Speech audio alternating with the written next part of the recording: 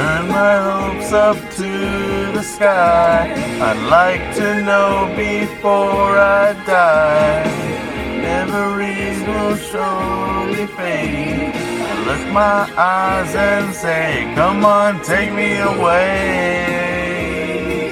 Come on, take me away.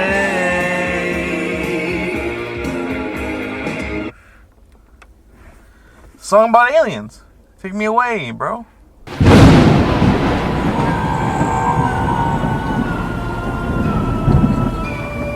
And welcome to a very haunted episode of the Tag Teamstars, starring your hosts, Kevin and David.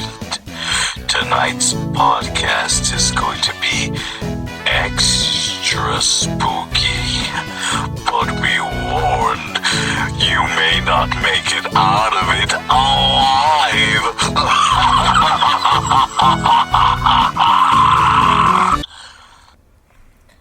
Who the fuck was that? Seems we got possessed. Oh, The recorder's possessed. no, it wasn't. Ghosts don't exist. What? Alright, losers. If you didn't hear that spooky edgelord, you're gonna know this is the special Halloween episode of the Tag Teamstars, starring your hosts, Bitch and Bitchy. Hey, that actually makes sense. There you go. Alright. Those are our alter egos, Bitch and Bitchy. How can you have Halloween without those super fucking spooky Talkcasts every year? Come on, man, guy. Come on. We can't be those... Who are those fuckers who are that paranormal podcast where they just, like, joke around about... There's so many podcasts. There's, like, that podcast from the end of the anus or something like that. Nope, no idea. Alright, but yeah, like, we can't be them. We gotta be fucking hilarious losers wasting our time on weeb shit most of the time. But we're not doing any of that today. That's right. We purposely stopped ourselves from talking about that dank ganja in order for us to have a supremely spooky talkcast. Except for last time when we mentioned it, and even though I didn't want to, but I mentioned it anyway. So we stopped ourselves. I'm like extra sober. I like drank like 5 gallons of water to be extra like such as sober as I am. Yeah, and I had some greasy foods to take my hangover off, so I could be ready for this. So if you hear a certain stream, that's probably me pissing. Yeah. In my car. We're back in the car with the bird. We killed the bird. Down. I think we're going to do an EVP session later, see if we can talk to the bird. Preview of things to come. That could have been better. That's my whole life. Yeah, it could have been better. Yeah. I'm gonna forget David said that, and we'll just, whatever happens, happens. You know? Whatever happens. Because you never know what spooky shit may be happening on these Hollows of Eves, especially as one and creepy as October 31st. So I'm ready. Where's your list? I think you prepared a list for us to talk about certain subjects of spook. Nope. Nope. I'm a fucking idiot. I forgot to make the list, and I thought I had time, but then you told me you were on your way. So we're boned, but I thought we could start this Talkcast with a discussion on spooky paranormal shit in general. Let's go over. So what classifies as spooky paranormal shit? Ghosts are obvious. We're going to include ghosts, cryptids, the spookiest of beasts, demons, and I guess aliens, right? aliens. Are Outer cosmic horrors, you know. Cosmic horror, we're going to include that. It probably doesn't exist. Is there any actual stories of like, there's this Scary shit in space? Oh, yeah. Space. Alien is probably one of the greatest cosmic horror films ever made. Mm-hmm. Maybe like The Thing, but that takes place on Earth. I don't know if that counts. It's a horror from space. But we're getting ahead of ourselves. So, ghosts. Let's start with ghosts. What is your opinion on ghosts? If there's gonna be anything, I'm gonna lay it out of my whole general thought about any sort of shit that I don't know, especially paranormal shit. I don't like messing with anything. I don't care if it exists or not. I'm not gonna take chances and put myself at risk. Here. I completely agree with you. There's so much stuff we still don't understand about this world, and like, so many people try to find truth in everything, but something that I think is interesting about all these paranormal like stuff and aliens and all that is that every time I see like a video or a picture, people are always so quick to like, oh, that's just this, that's just that. But this has been happening for like years. I mean, generations of years. People claim to have seen like spirits and demons and ghosts and shit. This isn't just something that happened in the past like few years or so. This isn't just a recent phenomenon. People are like, these are things that people are aware of or have been aware of, you know? And I think to rule it out as just like, oh, it's just like whatever, it was just this, it was just that, every time is like ridiculous, you know? I think what makes all of these things like ghosts and aliens and stuff so scary is that it's the one thing that people can't have an explanation for 100% of the time. It's weird because, yes, we do live in a reality where we can... In a society? We're going to bring out the jokes every now and then, gentlemen. There's observable facts. We can claim that this is reality, but we don't even know if there's other... We can't tell if there's other universes that could be part of things. We don't even know our whole brain. Yeah. We don't even know everything about our physiology. So everyone is different. So everyone also experiences different reality themselves. So do people can people actually feel energy like people say they do? Yeah. Like there's bad juju going on. I can feel this shit. Maybe. It's just a feeling. Like, if I don't feel safe, it's like, you just know. You know? Like, if you're in, like, isolation, and you just get that sudden urge, it's like, okay, I'm not comfortable right now, and something's going on. And maybe it's mental, or maybe it's external, but you feel it, you know? It's just like a, I don't know, not source, but it's a feeling. It's a feeling. That's the best I can put it. It's what, psychosomatic? Yeah. That boy needs therapy. It's real to you because it's happening to you, and it's like placebo. Like, even if you believe it's real, so it is real. Yeah.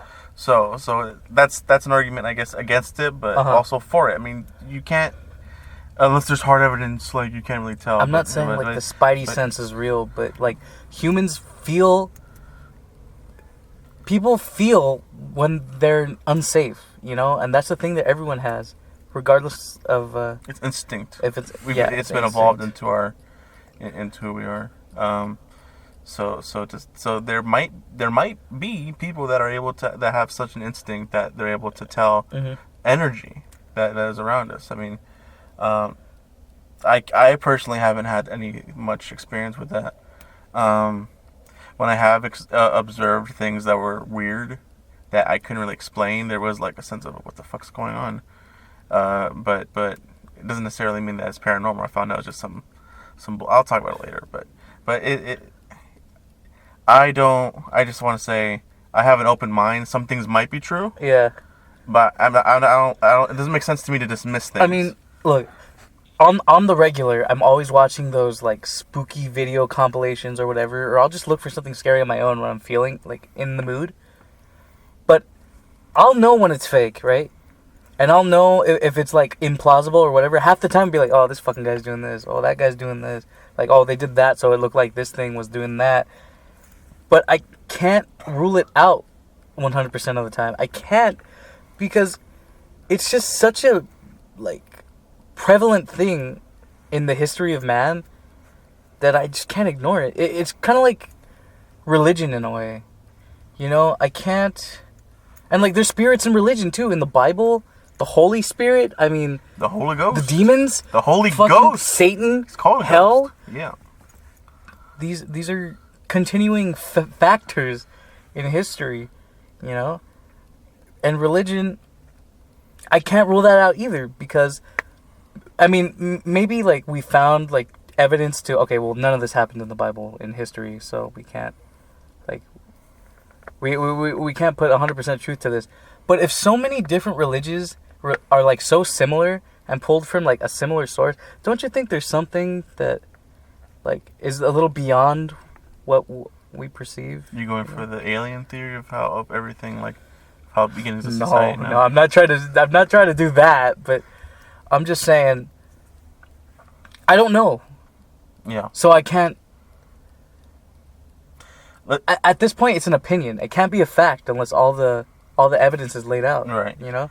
I mean, just to stay on things being facts, like, I'll just say, like, a court system, like, where the goal is to get to the truth in a court case, so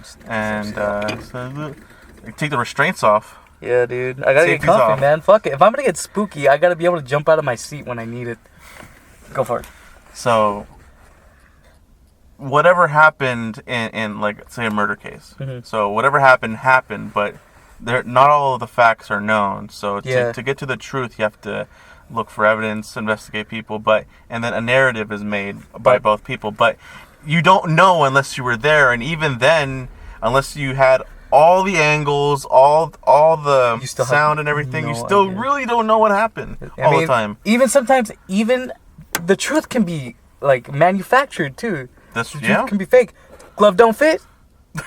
Bitch, you quit. There you go. Juice is loose. Juice is loose. I'm a and Goose. My favorite Zelda character is Groose. There you go. I was gonna say, I'm a Goose. Fuck you. Honk. Be spooky. Scare me. Geese? You ever seen those Did teeth? You have a voice just like this? No, I'm gonna show you a goose mouth. Have you seen a goose teeth? Yes, I have. It's very good. Have you ever seen the throat of a turtle?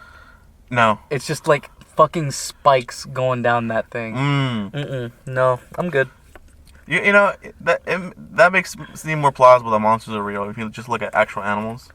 Like mutated animals even, like two-headed snakes are always being fucking born. How many videos have you looked up? Look at this two-headed snake. Look at this two-headed turtle. Look at this. Like, it's crazy how... Okay, get this factoid here. Only 10% of the ocean has been explored. Fuck.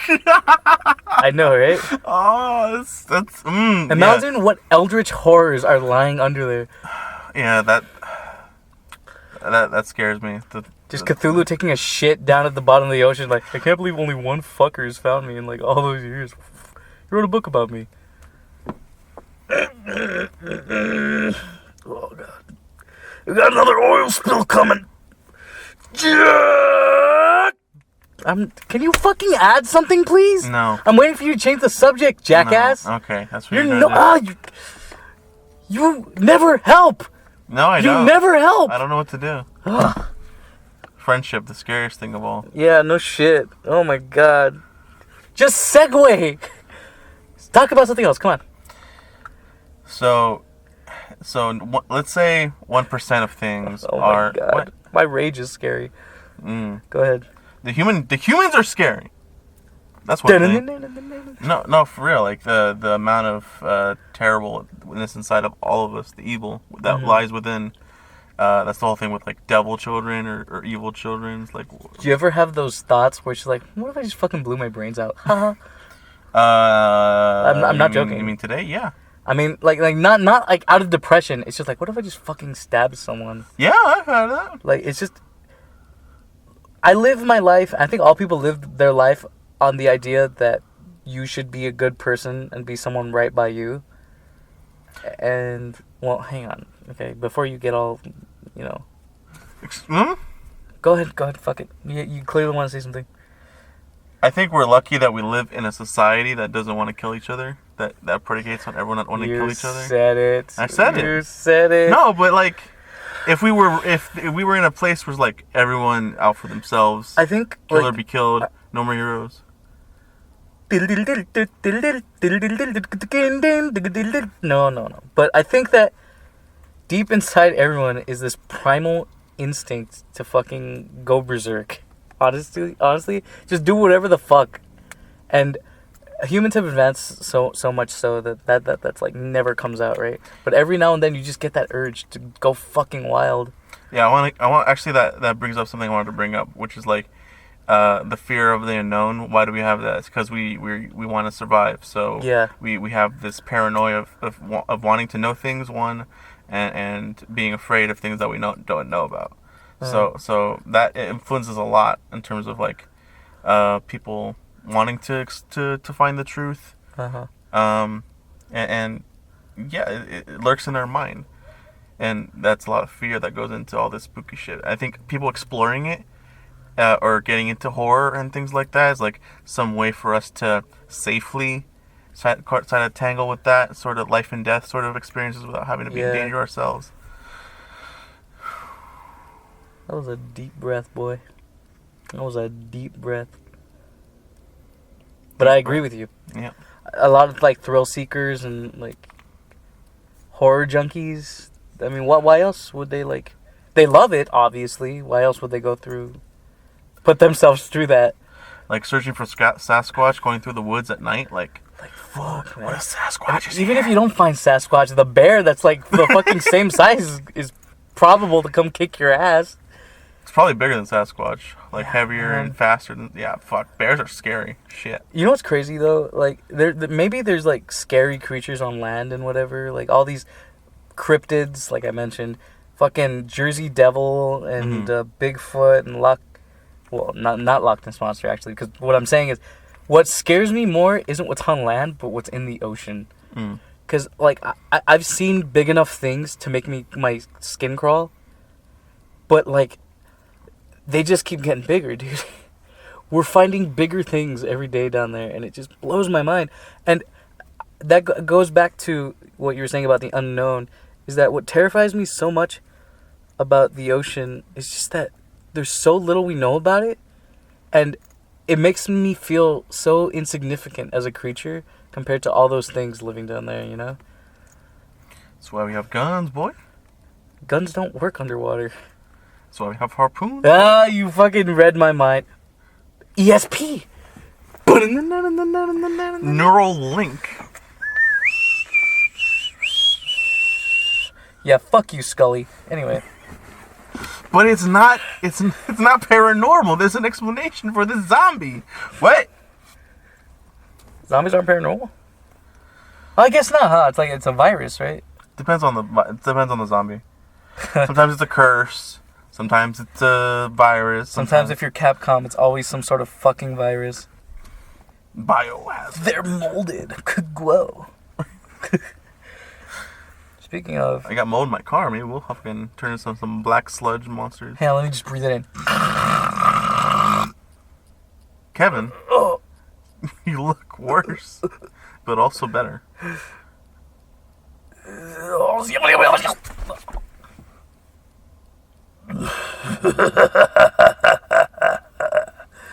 There is no Kevin here. There is only Dr. Bitch.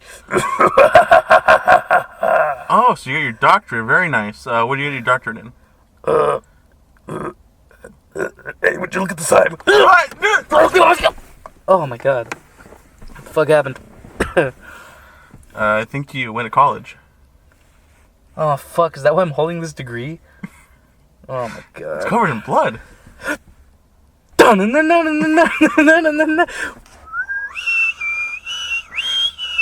Fuck Scully. Anyway. Deja vu. Ooh. We're not in the fucking... Do I look like I'm in my 90s car, ready No. to drift through the Yokohama overpass? No, but you do look like a bitch.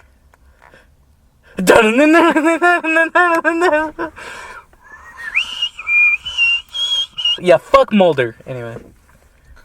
So, Different timeline? Ooh. different timeline. Alright. I want to believe, man. Oh, someone coming. So, what do you feel? Do you? What if you encounter some sort of paranormal shit? What? And what? You're not in danger, but are you more willing to believe or not? Because I actually have a paranormal experience. I don't think I've ever had a personal paranormal experience. I don't think I've ever seen anything move on its own. I mean, if I have, it's always something stupid and stupidly insignificant. Like, one time I went to Shakey's and a cup moved on its own, but it's just because the bottom of the cup was wet. So, like, or maybe, like, the angle of the restaurant even was, like, making it go down. Or the table was slanted. Yeah. So I'm like, you know, little things like that can be explained, but of course a lot of people always overblow it, like that fucking classic YouTube video of the skeleton. It's like a skeleton dancing thing, but it won't stop even though it took the batteries out. And it's just because there's a battery shortage in the...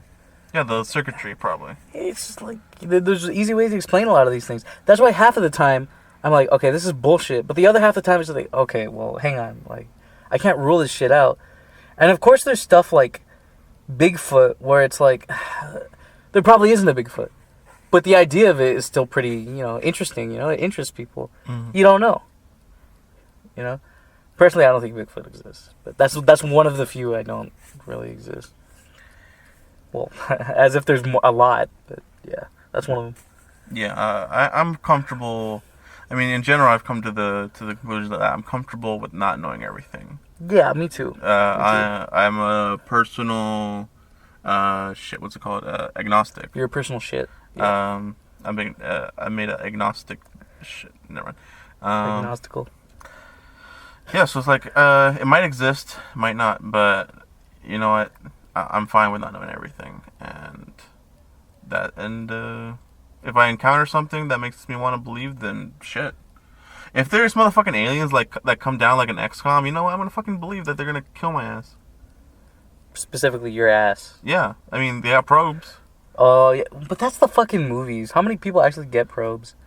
I mean, is it aliens, or is it just a way to like, oh, I was trying some butt stuff. It was totally aliens. It was the aliens. I swear to God, that's why I shoved my dish satellite up my ass. No, dude, the reason why it's not like documented is the motherfucking MIB. We are the men in black. Hiding anal probes, yeah. Oh. Yeah, I didn't know the lyrics to Who You Didn't Know. David filled it in, yeah. Will Smith rapping all stuff. I don't know what he said. We haven't talked about anything spooky yet, other than what we thought, because we're smart asses. Whoa. That's it. What other spooky stuff is there? I mean, ghosts. Well, you know what? Fuck David. But fuck Kevin while I'm at it. Fair. Yeah. What do you think, Sebastian? The ghost hiding in our car? He turns to look. He looks back. Eyes locked. Man, that was really fucking stupid, Sebastian. Thanks for that. Anyway. Okay.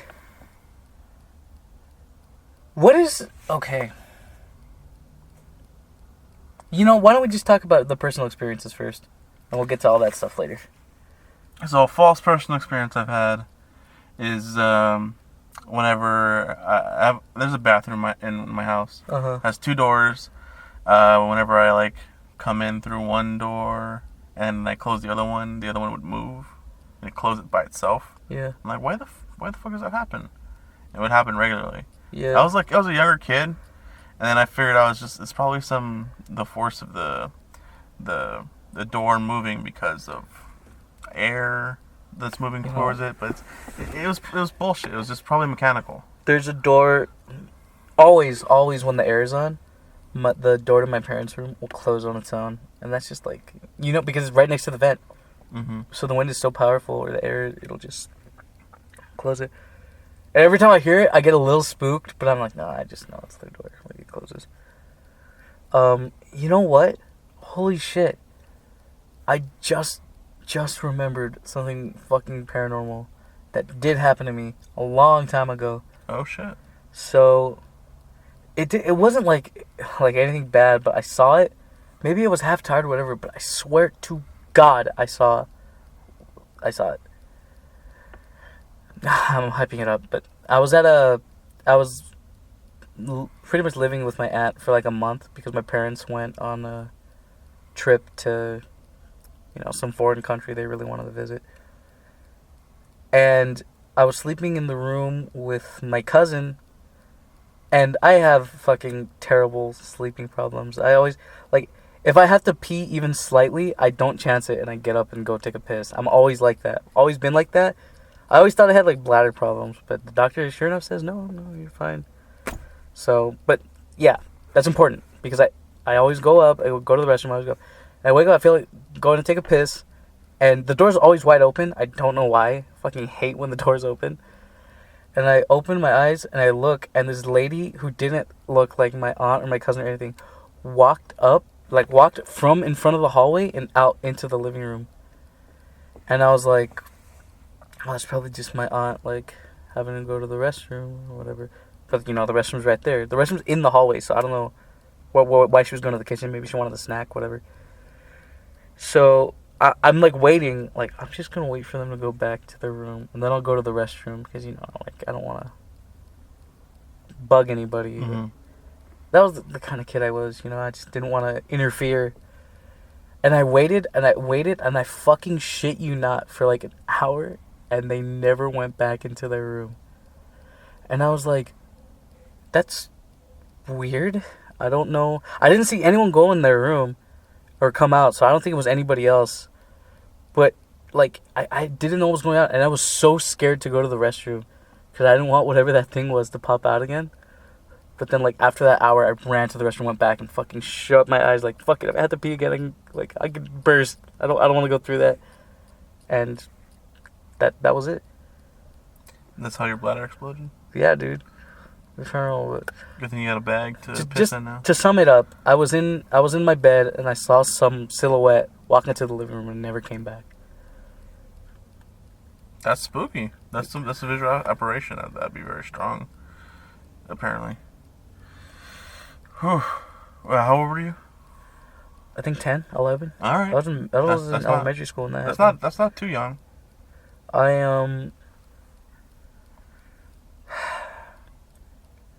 I always thought, just to rationalize it, maybe because they lived next to somebody, I think it was their cousin or whatever, and they could go into the house from ours, but I don't know what they would be doing in the house at that late at midnight. I don't even think they were family, because they didn't talk to them that often. Mm-hmm. But I'm like, it couldn't have been them. Like, why would they just let them go to the house at, like, midnight? Unless she was stealing something. Which I also don't know. But I didn't hear any doors after that, whatever it was, walk into the living room. Yeah, and you were listening. It's crazy. I'm 23, guys. That was, 15 years ago? And I still remember it so vividly. Do you remember that cartoon? Or not cartoon, it was a TV show on PBS about the clown girl. No. No? I think it was like a Happy Place or some shit. But she had a doll, a little clown doll. It didn't look like a clown. It was just like a little doll with a clown nose. Mm-hmm. That was it. And my cousin had one of those. And one of my dreams, it like ended with a nightmare, kind of. The doll came to life and talked to me. And I woke up like, ho! Not going back to sleep after that one. But yeah, man, that was I'm not adventurous, so I can't have anything else other than that, but as far as paranormal shit goes, that's the one that stuck with me for a long time. That's a pretty good one, right in your home. That fucking sucks. Well, technically not my home, but yeah. Yeah, your bed, you mean you should. Well, at my house, apparently a murder happened before my family moved into it. There's like a back closet, and there was blood like outlines of like where blood stains were or something. Blood-stained ritual of the night. Yeah, it's a good game. It was there in the 70s. No, don't speak to me. So that's a thing, but so there has been things in my family like, oh, maybe if there was like a sort of weird thing that was happening in the house, like, oh, they would always bring up, oh, there was a murder, like, and I'm like, oh. He's like, well, that's what it was. Fuck it. It's the ghost of the guy that died. So the ghost left the fridge open and ate all of the fucking cake I left for my sister's wedding? Yeah! He was hungry. Fuck him. You seen Slobber? Yeah, he was a fucking asshole. Yeah. Gotta bust some ghost. Milk provides a good source of calcium. You're not gonna get that. Slimer, not Slobber. To all those Vine Sauce fans. Hell yeah. Slimer, not Slobber. My bad. I got the name wrong. Slimer. More like... I can't say that.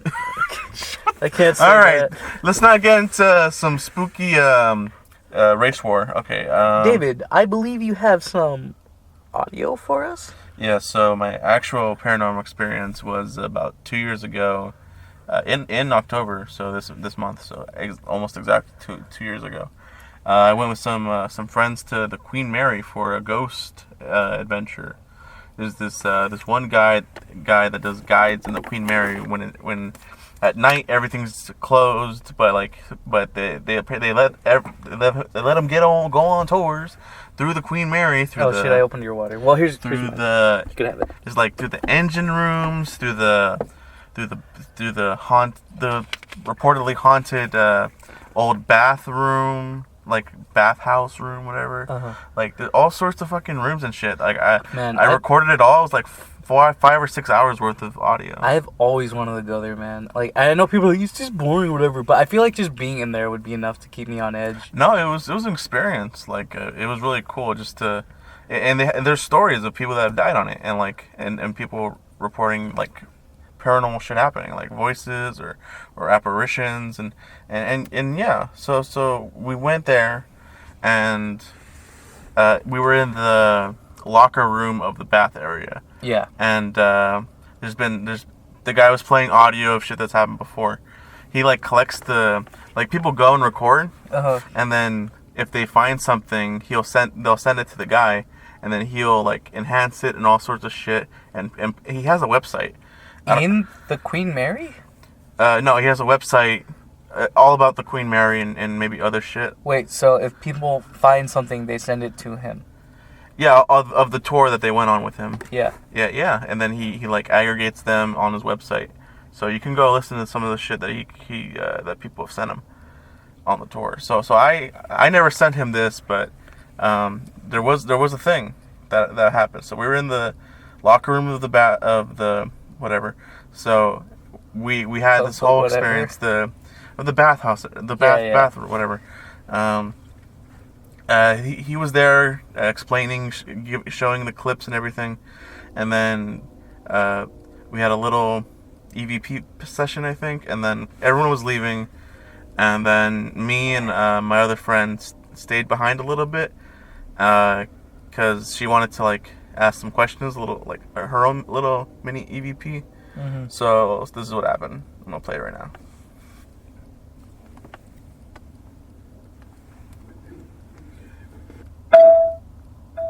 Oh shit! The ping. All right, here we go. Nice one.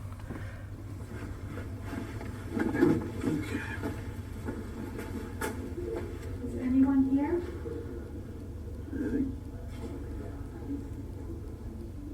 Was that someone? Play that again. So the question, my friend asked a question, and then immediately after. Anyone here? That's not us. Was that someone? And no one was around. I want to hear it again. Okay, one more time.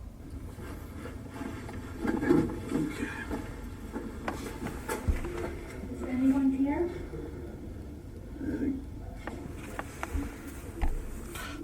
Was that someone? So after this happened, we immediately go out to join the rest of them. We told the tour guide, and he was really interested, and we went back inside, and there's 2 exits. There's the one on the one side and the other on the other side. We never went to the other side, but we did go back to see if there's anyone there or some other shit. So could it have been planted? Maybe, but so when I was in the moment, I heard the voice, like, towards where the people have gone. Yeah. But it could have been because of the way of the room that it was behind us, but I heard it in front of me because of the way the ears work. It's fucking weird. But I do think it was the voice was behind us. So that was it forward. I actually also made the track backwards. Oh my god, David. No, but it actually does sound more like a word. Let's do it. Here we go. What's this?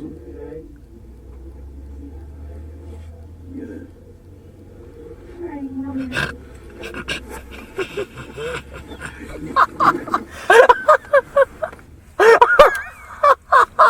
What's going on? It just sounds like some fucking dude going like, yeah. It sounds like yeah. It does sound like yeah. The first one, I'll play it back in the regular way. Nothing. Play it. I mean the word nothing. Is anyone here? So to me, that kind of sounds like me, Was that someone? Yeah, it sounds like it does sound like you. or like he's saying me. The word me? Yeah. I thought it sounded like you. I thought that was you. At the very end, that is me. No, but the thing that you No, that's not me. I'll play it again. That's me. Is anyone here? It's my friend. That's unknown shit. That sounds so distinct, but you heard it too. That's me. Yeah, we both heard it. And then we immediately got the fuck out of there. But isn't the thing that like you don't hear it until you hear the audio? Or? So he explained it where it's like, yeah, there are ones where only electronic things can pick it up, but there are ones where you hear it. It just depends on. I don't. There's different levels. See, but this was a tour guide, right? Like Yeah. a tour guide by the Queen Mary, like. I think it's this guy does the shit, and then the Queen Mary lets him do it. I don't. But you'd have to research it. Like, I don't really know. It does kind of feel like someone planted something. I mean, you weren't there, man. You don't know. I guess. But like, just if I had to rationalize it, If you were going to, yes, I agree. it sounded like someone planted something. But it was like right behind us. Well, I mean, like that story I told you, like it could have just been like my aunt or whatever, and I didn't see her go back in the room, you know.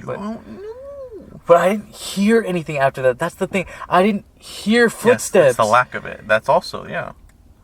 Fuck, man. Um, I mean, yeah, I don't have to know. You know, that's another thing. I don't have to know the truth. The fun of it is not knowing. So there's enjoyment out of it.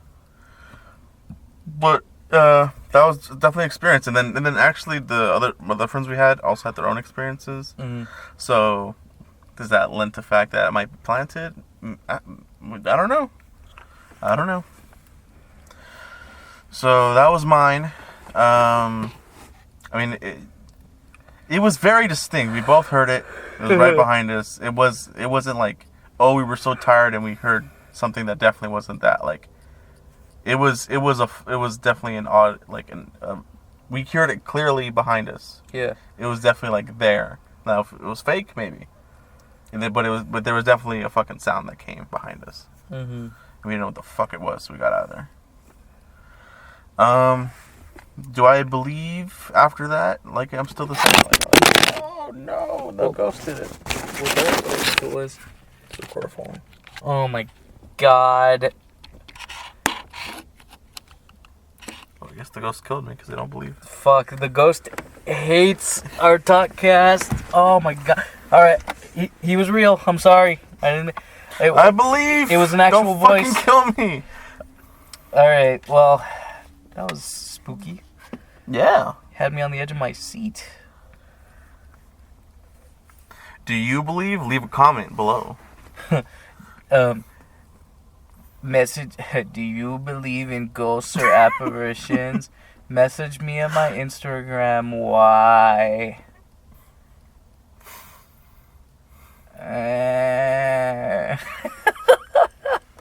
How much you want to think? Like how much you? That's how Chills snores. Like.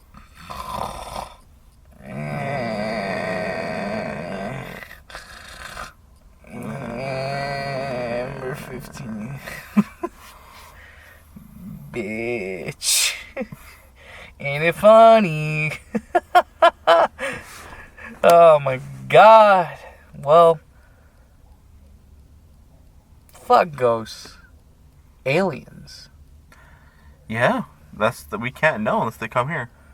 Aliens are freakazoids and have been in history for generations. Freakazoid. Freakazoid. No. No. Aliens are such a weird concept. Like, beings that okay, first of all, if the galaxy is as vast as like scientists claim it is, then no shit. Aliens probably do exist already, like even in a minor form, you know? Yeah. Like some sort of nematode or germ. There are planets that have the ability to have life in the known galaxy. Do they have it? We don't know because we haven't been there, but it's possible. I mean, it definitely is more likely that other life forms exist other than us than not. They're just too stupid to find us. Or we're too stupid to notice that they're here. That's the whole thing. The right? lizard people. Don't look now, David. My eyes blink sideways. Here's one thing about a lot of alien depictions. Yeah. Is that it has to be something that's familiar to us, for us to. Yeah. It's so it really kind of. I noticed that a couple years ago, and it was like, does it really have to be a fucking lizard or some sort of humanoid shaped being? Well, I actually heard for it to have intelligent life, it needs to have like an eyes, mouth. It needs to have a face, and it needs to have like legs and arms or something like that. It needs to be humanoid to be considered. Mm. But that's on our like earthly definition, you Right. know? And I was actually thinking that I'm actually like I'm trying to make like a sci-fi science fiction story that involves space, and it occurred to me like, okay, so clearly I'm gonna have a bunch of alien creatures in this. Like, what even would I even base it off of anything? You know, like could I make something new and make it convincing? You know, because we don't know. We just assume because, like you said, it's familiar to us. And throughout history, it's always fucking greys or lizard people, you know? Always. It's almost never anything else. Maybe goo, and that's it. Or robots. Or robots are just retarded. Well, we're not going to mention that one. That's not paranormal. That's stupid. Anyway, you know, I don't like David. He just doesn't get it. He just doesn't understand my spookiness. He just... I mean, I understand when you shut the phone up your ass. That was pretty apparent. But no, I'm being serious. Like, robots, that's science fiction. I don't think we're going to be seeing robots from another planet anytime soon. Well, I was just thinking, like, the day the Earth stood still. That was the whole thing of a robot coming out of a... Klaatu Barada Nikto? Yeah. Yeah. Fuck, isn't that the name of the robot? It's Klaatu or Klaatu? I think it's Klaatu. I forgot that movie. Barada Nikti! Keanu Reeves, is he an alien? He hasn't aged. I didn't see the remake. Was it even good? It was bad, right? It's probably okay. I think it was okay. But anyway, yeah, I mean, all the accounts of aliens in history are always gray aliens or lizard people. Like, that's what we have to base it on, because that's what people think the aliens look like. I don't know, man. I mean, there's a lot of variation in just humans in general. Could there have been more gray-colored skin humans? We don't know. Like cave people. No pigment in their skin because they just live underground. There's no need for it. What's the plausibility for something like that? An underground network of The mole people! Hominids, mole people. Kevin, it already exists. It's called Gurren Lagann. But, No, it's, this is the one Godzilla movie. The fucking... I forgot what they're called. What? The ones that bring the Godzilla's, the guy from the bottom of the earth or whatever. What? The Neptunians or some shit? Yeah, the Neptunians. The Keylocks. No, wait, they were from space. Keylocks were from space. But yeah. Is it plausible? Probably not. Is it probable? Probably not. I never been there. Do I want it to happen? Fuck yeah. So we can have the battle of the mole people. And they come up like, and then we'll be like, attack! And we ride on our stallions as they climb on their horsebacks, otherwise known to them as I don't know, man. I think the best strategy would be to air superiority and then just fucking decimate them from the air. Well, you know what? Now that I mention it, why don't we talk about some of the more obscure, like, paranormal shit? Like? Mole people. I never... Is that a thing? Yes, it is a thing, David. But, I mean, add something else that isn't mole people. Like, what's something you think is weird that's paranormal? That people genuinely exist? Think genuinely exist. Excuse me. I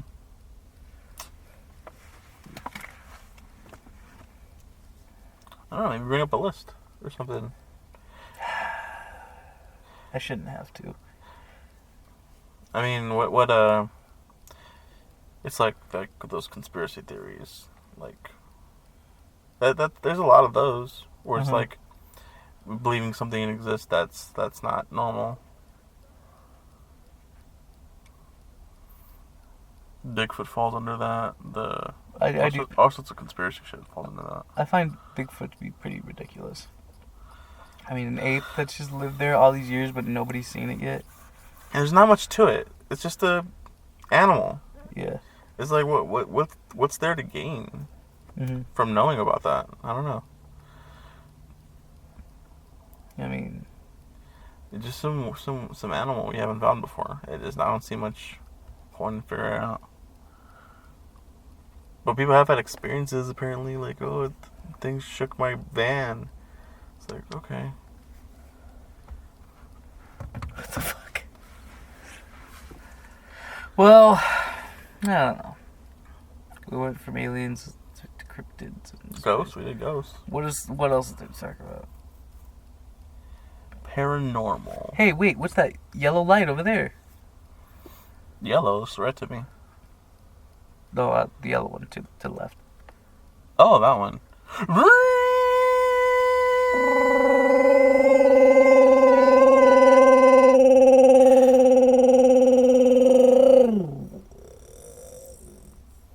We are the Squeenox for the planet Star, and we've come to invade your planet. Can you wait for us to go on our fucking break first?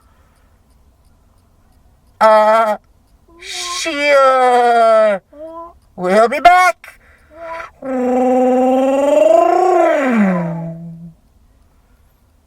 Well, fuck them for interrupting our show.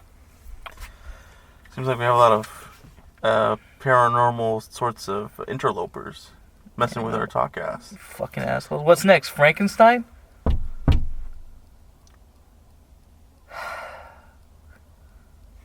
Go. Oh, God. Frankie. Fucking asshole. It's not your name, but you need to get out. His name is Bitch. You know, we're all part of a bitch family, if you think about it. We're all bitches when it comes down to it. I mean, homo bitches. You reckon this?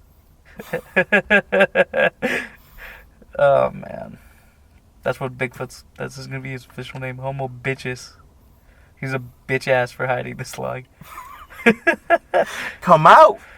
What We's are you afraid of? We's waiting for you. Man, you know what? Something I did want to bring about aliens. About. Maybe my speech impediment is a fucking paranormal case. Like, goddamn, it's just so prevalent. Only when we do the Talkcast. But one of my favorite movies of all time is Counter.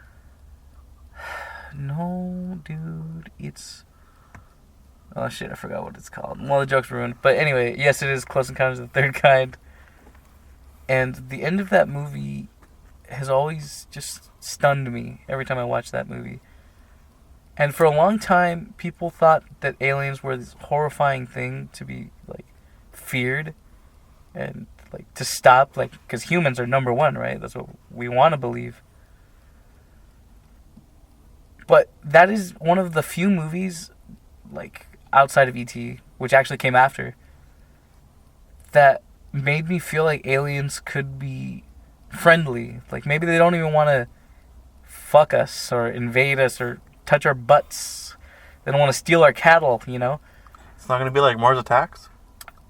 No, they're not gonna. All right, but you know, it painted them. Maybe they just want to visit and they want to see other planets other than their own and document it for other, you know, generations of their people. You know. Well, hang on, I got a point here. I always thought that the ending of Close Encounters, spoilers, if you want to watch that movie, it's not really paranormal, but it relates. At the end of the movie, they're on top of the Devil's Spire, which is a mountain in... Is it Nevada? Those big rock shit from the top that go high? Yeah. Nevada, New Mexico, that sort of area. It might be New Mexico. Yeah. Well, it's a very famous mountain. It's very flat, but they meet at the top of that mountain, and the mothership comes, and they communicate with it. And when they're finally able to communicate with it, it opens up, and it allows the aliens to just come out and observe people, like little baby aliens and stuff like that. Mm-hmm. And then finally, this like big alien comes down. Oh wait, no. Well, it's an alien. It comes out. It's a gray alien. You know, it's stereotypical. And all they do is share a hello with each other, and it's this magical moment. And it put this idea where clearly in that moment, aliens are supposed to be allegorical to like angels, right? It's like a otherworldly spirits that have not been seen by man, but are just like always held in this high regard of like beauty and power and, you know, purity. And I always wondered that if aliens really did exist, maybe they were the inspiration for that, for like in history. Maybe angels weren't even like these entities either. Maybe they just came from somewhere beyond Earth, and we just documented that for years, for generations. Angels, at least from what I've even heard, the Roman interpretation of aliens isn't accurate to how it actually is. They're just these creatures with thousands of eyes and like 1,000 wings and stuff like that. You've seen the pictures, right? Well, what I was gonna say is that's how some descriptions of angels are not actually, are actually more like monsters than some sort of angelic pure being. Mm-hmm.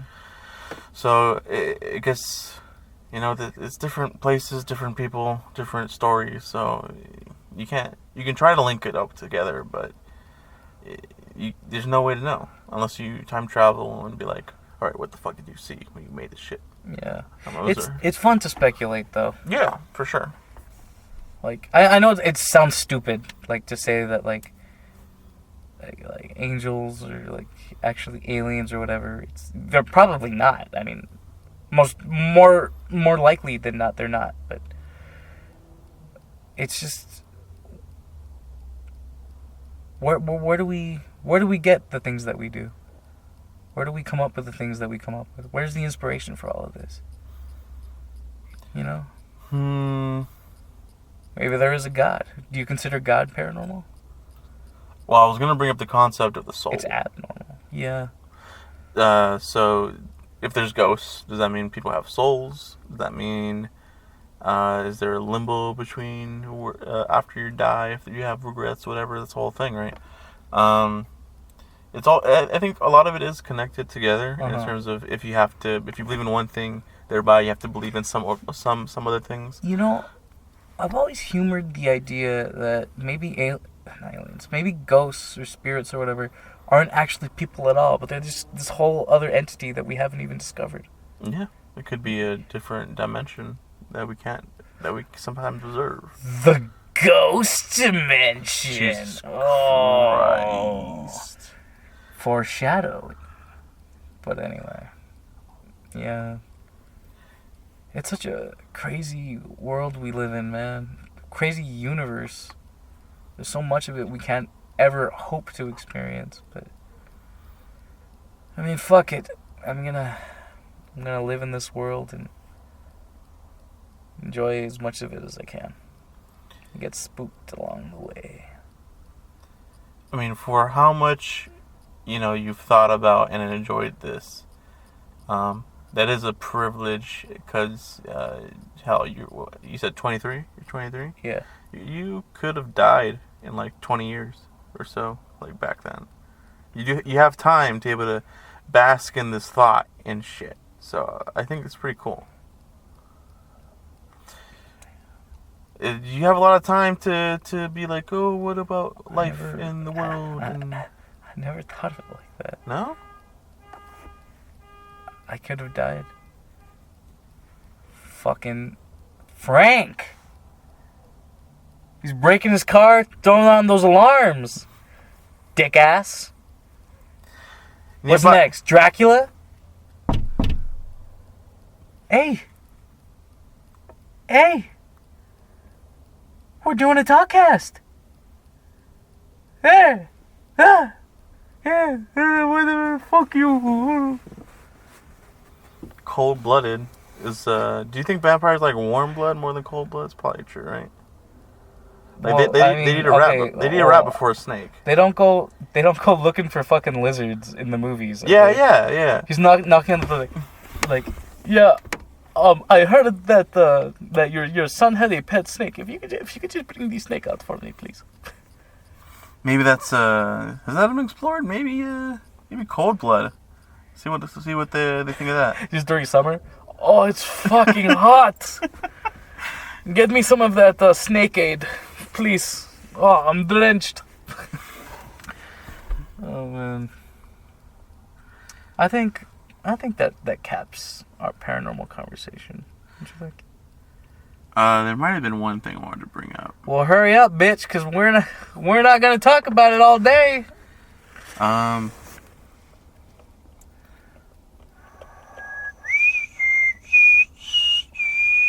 Fuck Mulder. Sister's dead. Wait.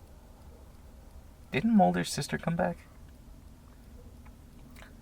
Never watched the show, but the one episode I saw was like The shit sucker. is his remembering of what happened to his sister. I stopped, I think, after season 2. Not because it was bad, but because there were certain episodes that outranked the other episodes, and eventually got to the point where it was just like, man, like, these episodes aren't as consistent as I wish they were. I gotta give it a second chance, though. Maybe I'm talking out of my ass. It was I think one of my favorite episodes was the school that was, like, run by demon worshippers. Ooh. That was fucking awesome. Sounds cool. There's no way. What was that? I don't fucking know. But, what did you want to talk about? Hurry. I don't know. Demons? That's fucking terrible. You know, something I will never fuck with, because you actually brought up something. Ouija boards. Yeah, well, that falls under my default shit. I'm not gonna fuck with them.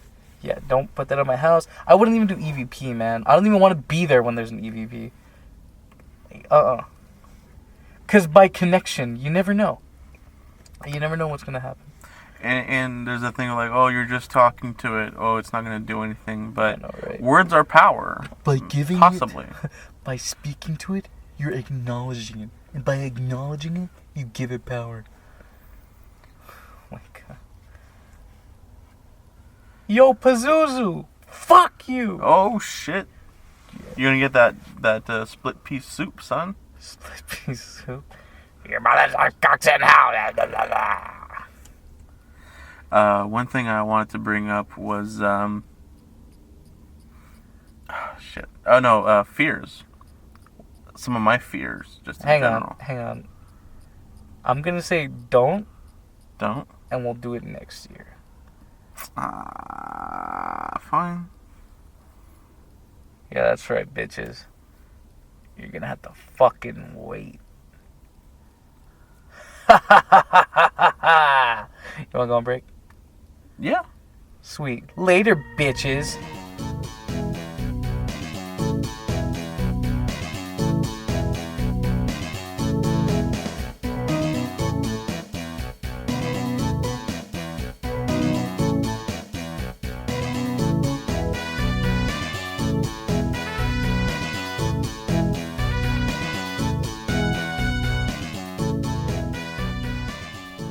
And I thought I fucking told you to get out of here, Wolfman! Oh shit, fuck. Dude, chill out, man. God. Alright, we're recording something, bro. I'll fucking hang out with you tomorrow. Yeah, alright, out of here. Get out of here. Alright, I think I can get him out of here. Hey! What? Threw him a bone. He's going after it. Oh man, he really went for that. I'm just, Wolfman, look out! Oh god! Oh god, he's dead! He's dead! He's just Oh, he's gone. Oh, that's right. You can't kill him without the silver. Oh, there he is. He's limping.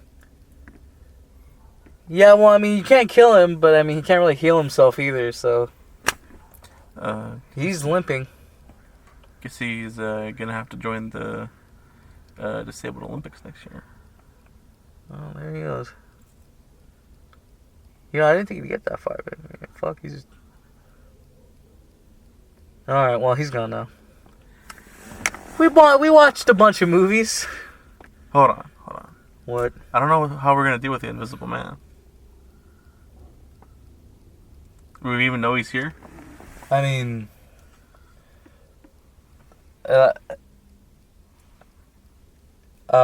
what's his first name? Envy? Yo, Invisible! He's a crafty one. He's not even saying anything. Alright, I think we're good. Yeah, we're fine. Alright. You were saying paranormal? You son of a... That was the ghost from earlier! The Invisible Man! You cock. What do you think you're doing in here? He's trying to be a scat man. Scoot it up. Oh, wait. Then who was Burp? Who was Burp? I don't think it was an Invisible Man, David. That's just crazy. That's just poppycock. You know what else is cock? Fucking Paranormal Activity. Na. Okay. I want to start this off by saying Paranormal Activity is probably one of my favorite horror movie franchises, both because it is entertaining and shit. And I love the first one. I think that's a genuinely decent film on its own. If the other movies didn't exist, I would still really like that first movie. Because it feels like it's just like a really good indie movie that was executed well enough. And then Paramount was just like, well, shit, we could be making some serious fucking money. And they didn't fucking stop. There's literally one every year. It was crazy. It's just, and they're making another one. There's 6 now, and they're making another one. And a Japanese one, too. Years later. Japanese one? Yeah. What? It's really fucking boring. That's why I didn't mention it. Okay. It's not canon. They just called it that in Tokyo. Paranormal Activity 2 Tokyo Night. I don't know. Get that out of the way. It's very, very fucking boring. Which is funny, because Japanese horror is always, like... Interesting. Way more yeah, for real. But anyway... I don't really like the first Paranormal Activity. Well, you're an idiot. Because of the character, like one of the main characters. See, but is that a flaw to the movie, or do you just not like the character? It's both. Well, I don't think it's a flaw at all. I'm not gonna say it's a flaw of the movie. I'm just gonna say I didn't enjoy the movie because of this character. That's fair. There's totally a lot of things I can enjoy because of the characters. You know. If that was the intention of the movie, then I guess it accomplished it. But I don't like this character doing the dumb shit. He's doing the actual opposite shit of what I would do. Yeah, but I'm gonna that's fuck the with point. Is he's not you. So I hate it. But how many? I hate no, him. no. I think that's dumb because think about it. How many people are gonna watch a movie like that? Like, I would have done this. I would have done that. Nah, nah, nah, nah, nah. And then like, if you were actually in that situation, you'd just be a dumb shit because you don't know. You don't know. I would like to okay, so let's say Friday the 13th. These kids are just in the camp. They're just doing their own shit, and some guy comes and fucking starts murdering them. They didn't do anything wrong. They were just living their lives. If someone's doing a stupid thing and continues to do so because he's filled with hubris and whatever, like Mika. Okay, but didn't we just fucking have like an hour-long conversation about how you're like it's possible, but probably not, but it is, but it's not. Like, it's so probable that ghosts are a thing, and this guy's just like super questionable about He's it. tempting fate when he really doesn't need to prove nothing because he has he has what, inflated ego or he wants to prove himself or something. Okay, we're not talking about. We're talking about the movie. Yeah, I am. I mean, I am, but we're not talking about Mika. We're talking about the entire movie, not just him. So, I think it's a good movie. I think it's shot well, and it's very convincing as found footage, unlike all the other movies after it. I think it is a very entertaining movie. I do think Mika is an asshole. I agree with you. I'm just saying it doesn't knock down the movie for me because of the fact. I like the small amount of characters that there are, like the priest that comes in. He's like, oh, this place is bad. Like, even just, like, introducing that she has one friend. Mm-hmm. And it's just, like, there's people that exist outside of Mika. And it made it feel more, alive, I guess. Realistic. Yeah, there's enough there to have a satisfying experience. Even though they only have one shot, things only happen at night. And they play with what they were given, and they do it well. But it's not one. I wouldn't say top 3 of the series for me. Wow. Yeah. That is not a good opinion. Oof. Okay. Read my opinion. Kevin, there's no such thing as good or bad opinions. Yes there are, and I just said so. So. That's a bad opinion, man. Got it. I don't give a fuck! You like the second one more, which is even more ludicrous to me. That is... If I'm being honest, the first 3 movies are the best movies. They're the well-made movies that feel like movies. They're good. They're enjoyable. I could watch them as a trilogy and just enjoy that. And I did that for years.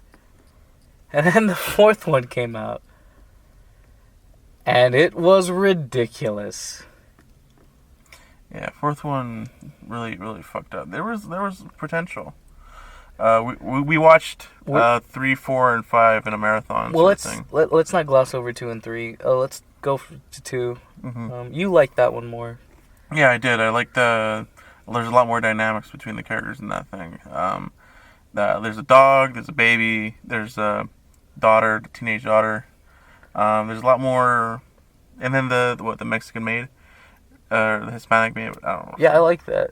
There's a lot more interplay and a lot more things. I mean, there's still like the character they play off from Mika from it being like an asshole that doesn't care about things, and it's not that he doesn't care. He just doesn't believe.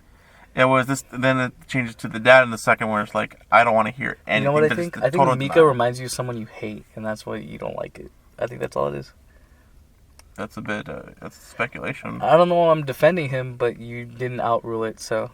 I don't see that in my life. I do. Okay. I don't know why I'm defending fucking Mika Sloat of all fucking people. He's a terrible person. He's a terrible person. His last name is Sloat. Yeah, it's Mika Sloat. Yeah. What the fuck? What a slope. Yeah, he's a slope. Anyway. Second one. I mean, it's supposed to be a prequel. It ends up being okay. I like that there's security cameras in the second one. And the characters mostly aren't in charge of what's being recorded. I like that there's security cameras too. I don't like that there's cameras other than the security camera. Mm. And here's the interesting thing about all of these Paranormal Activity movies. So the idea is that the police found all this footage and compiled it together for like what, a modern audience. Yeah, And it's like, you have to. There's hang on. Yeah. So did like the head of film directing at the police office just decide, all right, I'm gonna compile this together in one big film? Why would they cut footage? And why would they splice it all together so that the perfect jump scares come out at the perfect time? Yeah, it's oh, fuck, what's that phrase? It's the disbelief. It's the. Oh man. We're nearing the haunting hour. I mean, we must, because I'm fucking yawning like a bitch. Oof. Tonight's word is bitch. The spookiest word in the English dictionary. I think it was a thing where if you, I don't know if it was a yawn, but like, it was like spirits escaping from you. I Maybe think a so. swear? If Maybe you a also swear. shit yourself, that's the demons coming out. So, I mean, tomato. But yeah, I don't like that because it always just feels like the more cameras they add, the stupider it is to like rationalize it. Like, so the police just fucking compiled like all of they found the video camera, and then they got all the footage from the, and then they decide the perfect like angles and the perfect scenes from each camera to splice in together. They don't show you all of it, just the ones that are convenient. Like, what? Yeah, a background should hopefully enhance the terror of it instead of it just being a conceit to have it to make it seem like it's more real. Think of this. So there'll be scenes where, like, let's say in the second one, they're in Baby Hunter's room, and then you'll hear like in the background. Why the fuck didn't we see that in the camera? That's way more interesting. Mm-hmm. But no, the police department's film guy was just like, no, it builds suspense. Like, it's not about the truth; it's about what sells. Like, what they could have done is that it switched to the camera, but it was static. It wasn't able to see it. yeah. There's a lot of things they could have changed to make it more effective. The sense of disbelief or whatever the fuck. It's like, what Blair Witch is a thing where it's like they try to make it seem like, oh, this actually happened. When you're in a movie and they try to do something like that, I don't know. I feel like there's missed potential because like you can try to do that, but it's obvious it's not fucking actual police or something. Like, come on. I mean, the second one is fine. It's fine. It's just that little thing, and it gets worse as the movies go on. Yeah. But that just always takes me out of it. Want to switch to 3? Yeah. I think that's my favorite. 2 is my favorite so far. Really? Yeah. Really? Yeah. You're ridiculous, man. Like I can't rationalize that. 2 is the lamest. Well, no, was the lamest of the original 3. It's always the one I didn't like watching as much as the others. Like, I liked watching it, but just not as much as the others. I think now maybe the first one, the original, is my favorite, but the third one is a close second. The third one's when it gets like balls to the wall. Like, all right, we're gonna get like crazy with this, and it's really entertaining. I think it's the spookiest of them all. So it's more video cameras, but it's from the perspective, I guess, of the boyfriend of the mom of Katie and what was her name? The other one, Christy. Yeah. And he's like a wedding photographer, so he's like, I'm gonna film all this, and he puts cameras in different parts of the house, which again, like, it's not totally out of the question, you know. Like in the first movie, it's just one camera. In the second movie, it's one camera, but also surveillance cameras. In this movie, it's just multiple cameras. Mm-hmm. That's it. And I think he puts one on like a rotating table. He fucks up a fan and then customizes it so he can put the camera on top of it. It's like that's cool. That's fine. I'm still. It gets a little more ridiculous, but it's like at this point I can still lower my disbelief and be like, okay, that's fine. Like, this is okay. I can see this happening. And it's a series of tapes now. It has to. Because, I mean, like, this is fucking the 80s. Tapes can't hold that much memory. Yes, he said 8 hours worth of footage each tape. Oh, yeah, and if we didn't tell you this already, spoilers. But so, in the third movie, you find out that this demon who's been, like, torturing these poor girls is actually, like, part of this witch coven who is using this demon to gain wealth, and there's just wealth, right? Wealth and power and stuff like that. Yeah. And their mother is one of the head witches. Or the Their grandmother. Yeah. I think it skipped her. So the whole point of the second movie is that they need a baby boy for whatever the fuck. I don't know why. And they finally get it. And the third movie, it's like a backstory of why this is all happening. It's part of a witch coven, and they need the boy. The best part of the third movie is the stand part, but I feel like I think a lot of it is better, you know, like it's just very well. It's very. I think that the effects aren't bad. Like, it's very convincing, I think. I don't like how it relies on the kids being creepy or something. It doesn't really pull me much for me. I don't really think the kids are being creepy. Yeah, it is. The fucking girl's talking to the little girl, but it's not her. It's just that, like... No, but the girl's, like, staring at them. There's a bunch of creepy kid shit in that movie. Yeah, I don't feel like... The kid jumps off a thing, catches her, like... There's a bunch of good shit about the kids, and I don't care. You're weird. Okay. Genuinely. Like, what is it about kids that bugs you? There's not about kids that bugs me. Like, how it relies so much in that movie. It doesn't, like... The second one is about the characters and having to deal with all this crazy shit that's happening. But it's kids. Like, well, I mean, kids... Don't they say that kids get more, like... They can somehow get, like, a stronger connection to spirits because they're more open to it? Something like that? Yeah. Yeah, they say that. I mean, I just don't... It doesn't hurt my viewing of it just because they're kids. Like, it's just kids interacting with the ghost. It'll happen eventually. It already has happened in the second movie. You know?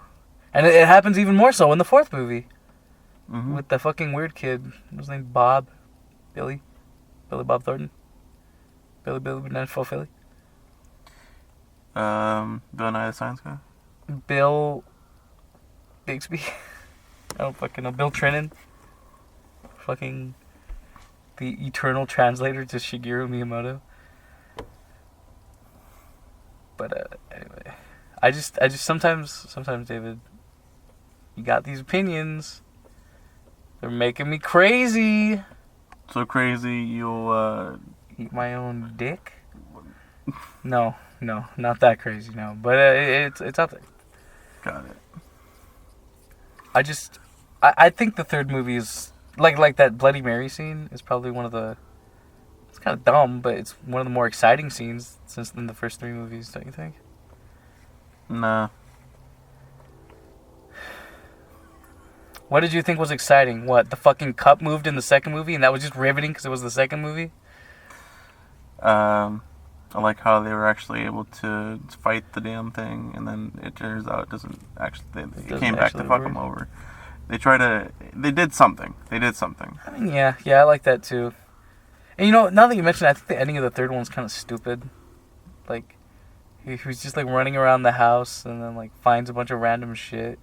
It's like, wouldn't they just get rid of him like right then and there? Like, they're letting the ghost do its thing. I don't know. They're trying to work with this force that they can't really control, but they want to use it. The best part of the third one is the shot with all the fucking crazy old ladies coming at him. In the third one? Yeah. You mean? You said the second one. And the third one. Uh-huh. Yeah. Second one, stuff with the dog, stuff with the... oh, yeah. The second one is interesting. I'm not saying it's bad. I just feel like, I don't know, like, the further you stray from the original plot, the crazier it gets. And, like, the more unoriginal. Mm. But I still think the third one has balls for going in a different direction. And I like it for that. Like, it's more interesting than the other two. You want to talk about the fourth? Yeah, that sucked balls. But I had a found appreciation for it after having seen it with David. I think you just really didn't like it, right? It wasn't. Yeah, it was kind of flat. It was a crappy. I just felt like they wanted to make a movie where a teenage girl was the main character. And that could have really gone places. It technically already did. It had some things, but like where she was the main force of things happening, it was disconnected. They weren't connected to the family. They could have done things, but the conceit of having to do webcams on the laptops for the footage. They could have done it where like the girl was like a YouTuber and she wanted to make videos and have that be a thing, and then maybe involve some of the audience members, and then they could have done a lot more things, and then they did. Instead, it was like, is this creepy kid the one that Katie brought from 2? Like, oh, What the fuck was his name? I forgot his name. Conrad? Connor.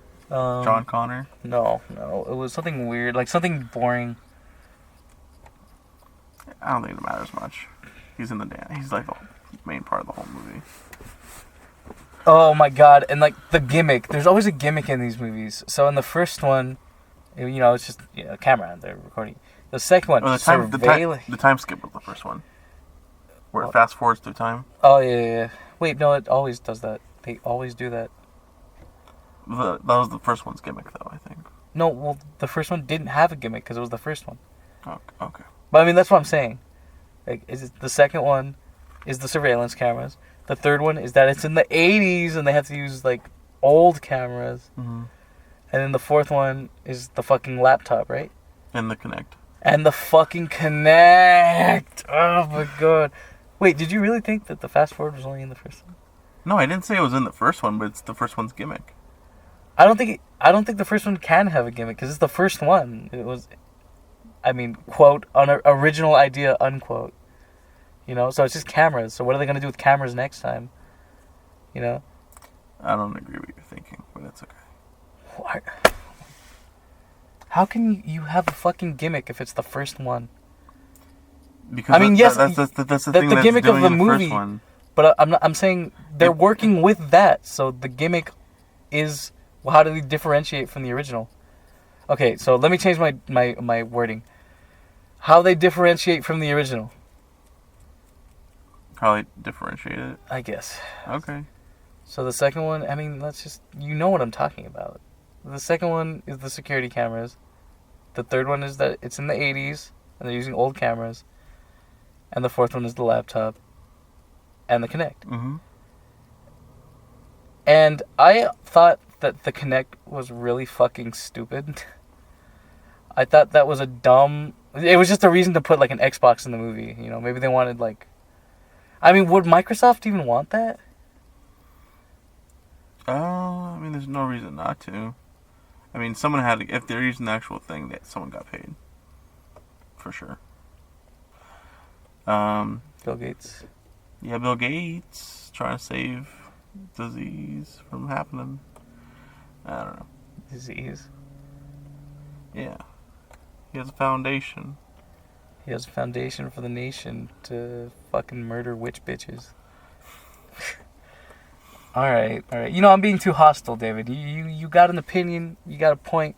I want you to tell me what you thought of Kinect, fourth film. Oh shit, what was that noise? What was that noise? I can't see anything. There's nothing around us. Oh god, it was the Invisible Man! I'm the Invisible Man, dude. I'm the Invisible Man, dude. I'm the Invisible Man, dude. No matter how you can see right through me. I didn't know where you were going with that, but I went along because it sounded fun. Scatman John. He's a fun guy. Yeah. I'm the Invisible Man. Whoa. Calling out from Scatland. Calling out from Scatman's world. If you wanna break free, you gotta listen to me. Your fantasy. I'm calling out from Scatland. We're going back to the main topic. But yeah. Paranormal Activity 4 is a shit show, and I want it to be over quick. And I'm glad there's some deaths because I want it to die also. Yeah, actually, I think they had the higher death count of any of the Paranormal Activity movies. Outside of the fifth one. But, like, of the main movies, yeah, totally. But it wasn't satisfying, really. It really wasn't. I actually appreciated some of the gimmicks more when I saw the movie. Because there were, like, a lot of, like, really stupid scares. Like, wasn't there a part where the mom lost her knife and the knife came back, like, way later in the movie? I kind of like that because I didn't see it coming. Okay, so I thought the Xbox Kinect was stupid. And then there was the part where the kid's walking into the living room and that little child silhouette is actually being made with the dots.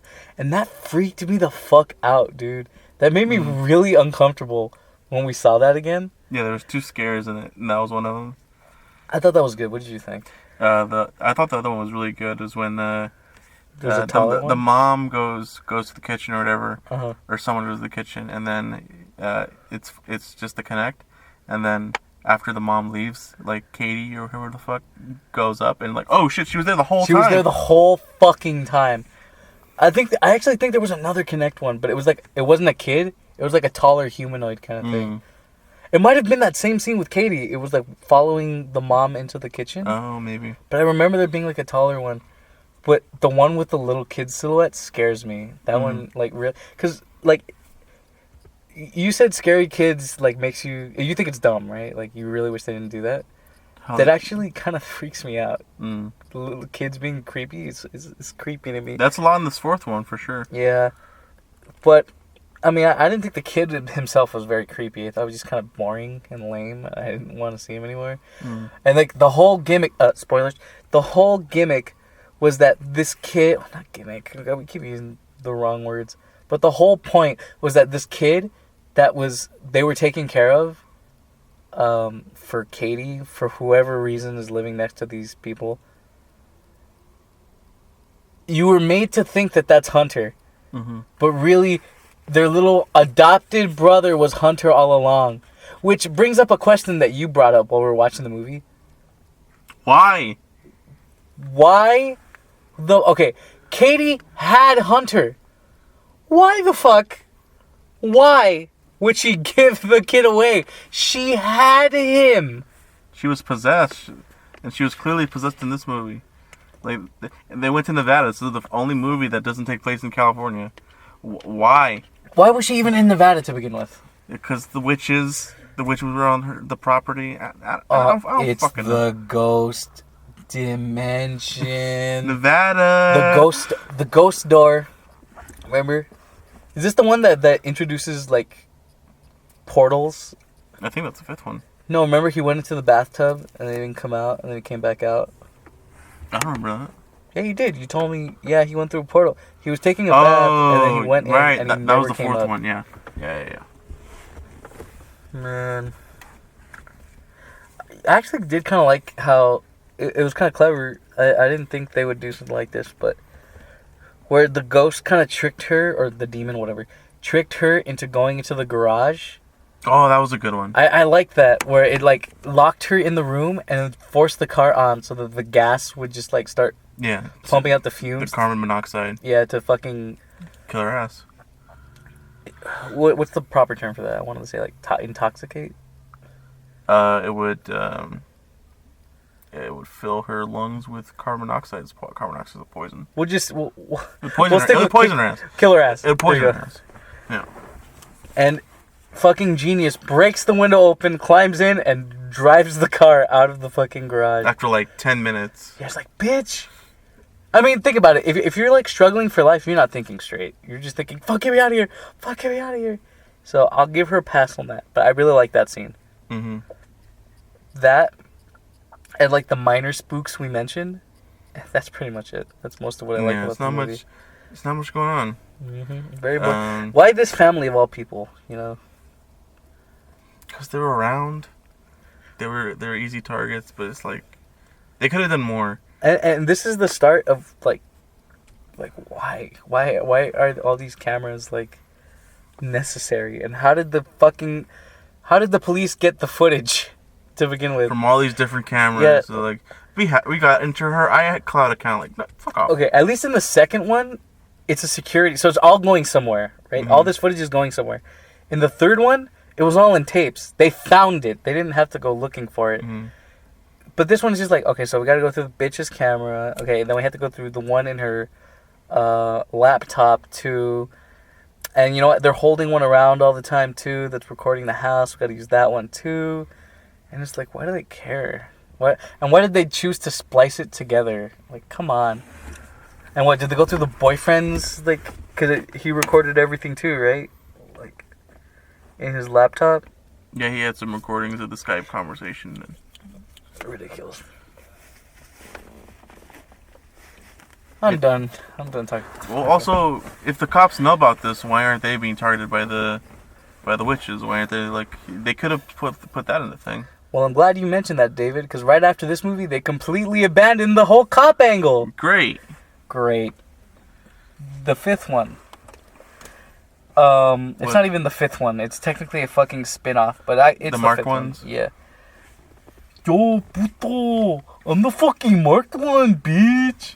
Chalet, I'm a fucking demon, homie. Now check me out. Let's do the sick ollie. In every So we mentioned there being a gimmick in every movie. The first one. Go There's ahead, no say gimmick. No, There's go ahead and say it. gimmick. No, go ahead and say it. It's It was the no. Go ahead and say It's it. the fast forwarding. It's the fast forwarding footage. I now understand what you were trying to say. Okay, but that's not. I don't think that's what I meant. Okay, that's not what I meant. Got it. But you're right. That is a gimmick. Because the bitch just stood there for hours. How long did she stand there for? Actually, It was hours. Yeah.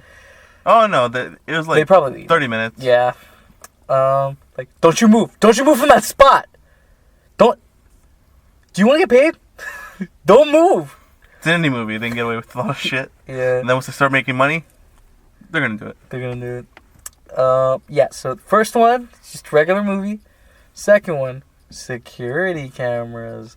Third one, tapes. Fourth one, shit show. Fifth one, Mexicans. Fuck the whole camera angle. We're going back to one camera, Mexicans.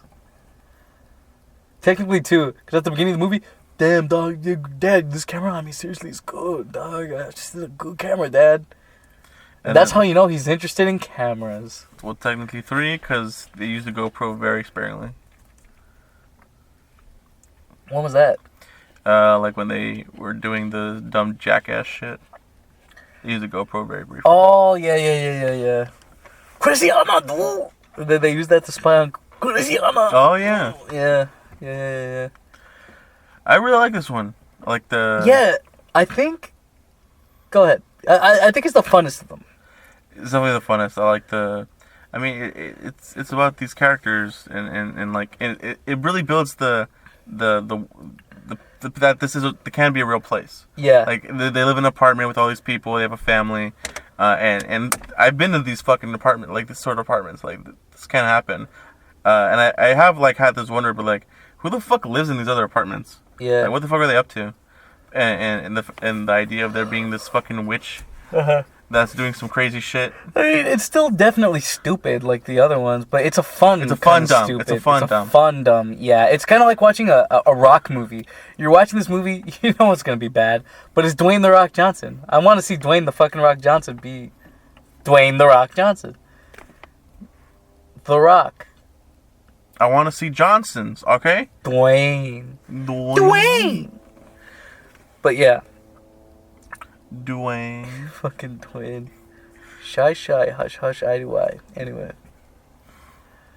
Yeah, this movie is so fun. Like, they pull every fucking card in the book in this movie. Like, what can we do about the ghost? Let's try this. And that's what I really like about like, in the inverse of what I was talking about earlier. Mm-hmm. These characters feel like they're doing stuff that makes sense. And you know what I also like about the fifth one? It's just like all these movies, it's just there has to be some sort of connection. And it's like you've established that these coven witches everywhere. So why is it that in the fourth movie it had to be Katie, it had to be Hunt? Like there doesn't need to be this connection. And I jokingly told a friend, 3 generations of these people, and they were all obsessed with cameras. Like they all just so happen to be recording all of it. I feel like the Katie family, whatever their last name, I feel like they were the most documented people on Earth. Like their whole lives were recorded. And for being like a secret witch shit, maybe they should have done some better jobs. Yeah, I know, for real. Like, now everyone knows, dumbasses. Like the leader of the witch coven just goes to Paramount. Jackass. Like now everyone knows. But Sorry, boss. I'm sorry. That guy. That's fuck. You saw the beginning of the sixth one, right? That guy with the fucking ponytail. That's him. But yeah, the fifth one is awesome, fun movie. But really, the gimmick is that they're Mexicans. That's the whole thing. It's like we're gonna tap into the Mexican market. The East LA fucking Puerto Ricans. That was such a pander. The Pueblo. The Puebs. But Go ahead. But it actually takes place in Oxnard, but they fucked up because you know what's scary? That they knowingly named their city Oxnard. What do you mean? Nard? Oxnard. Yeah. Get it? The Nard of an ox. Yeah.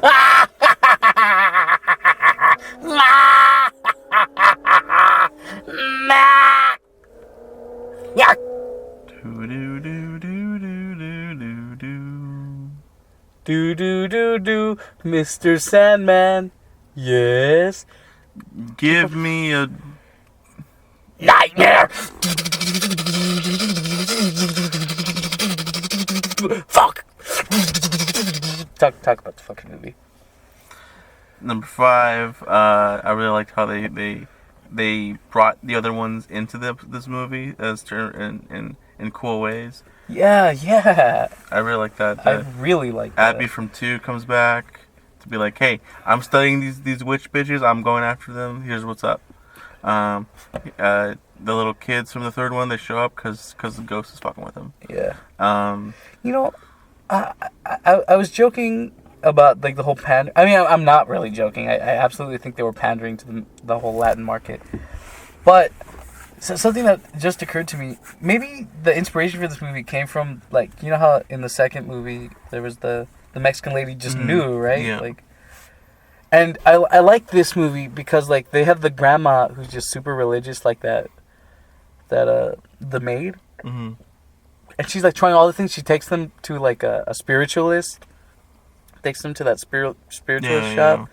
You were even mentioning like a religion of death or whatever, where they worship. Yeah, there's death religion in Mexico, at least, and there's also people that practice or believe in both at the same time. This is, man, what a fun, like, creative movie. You know. Mm-hmm.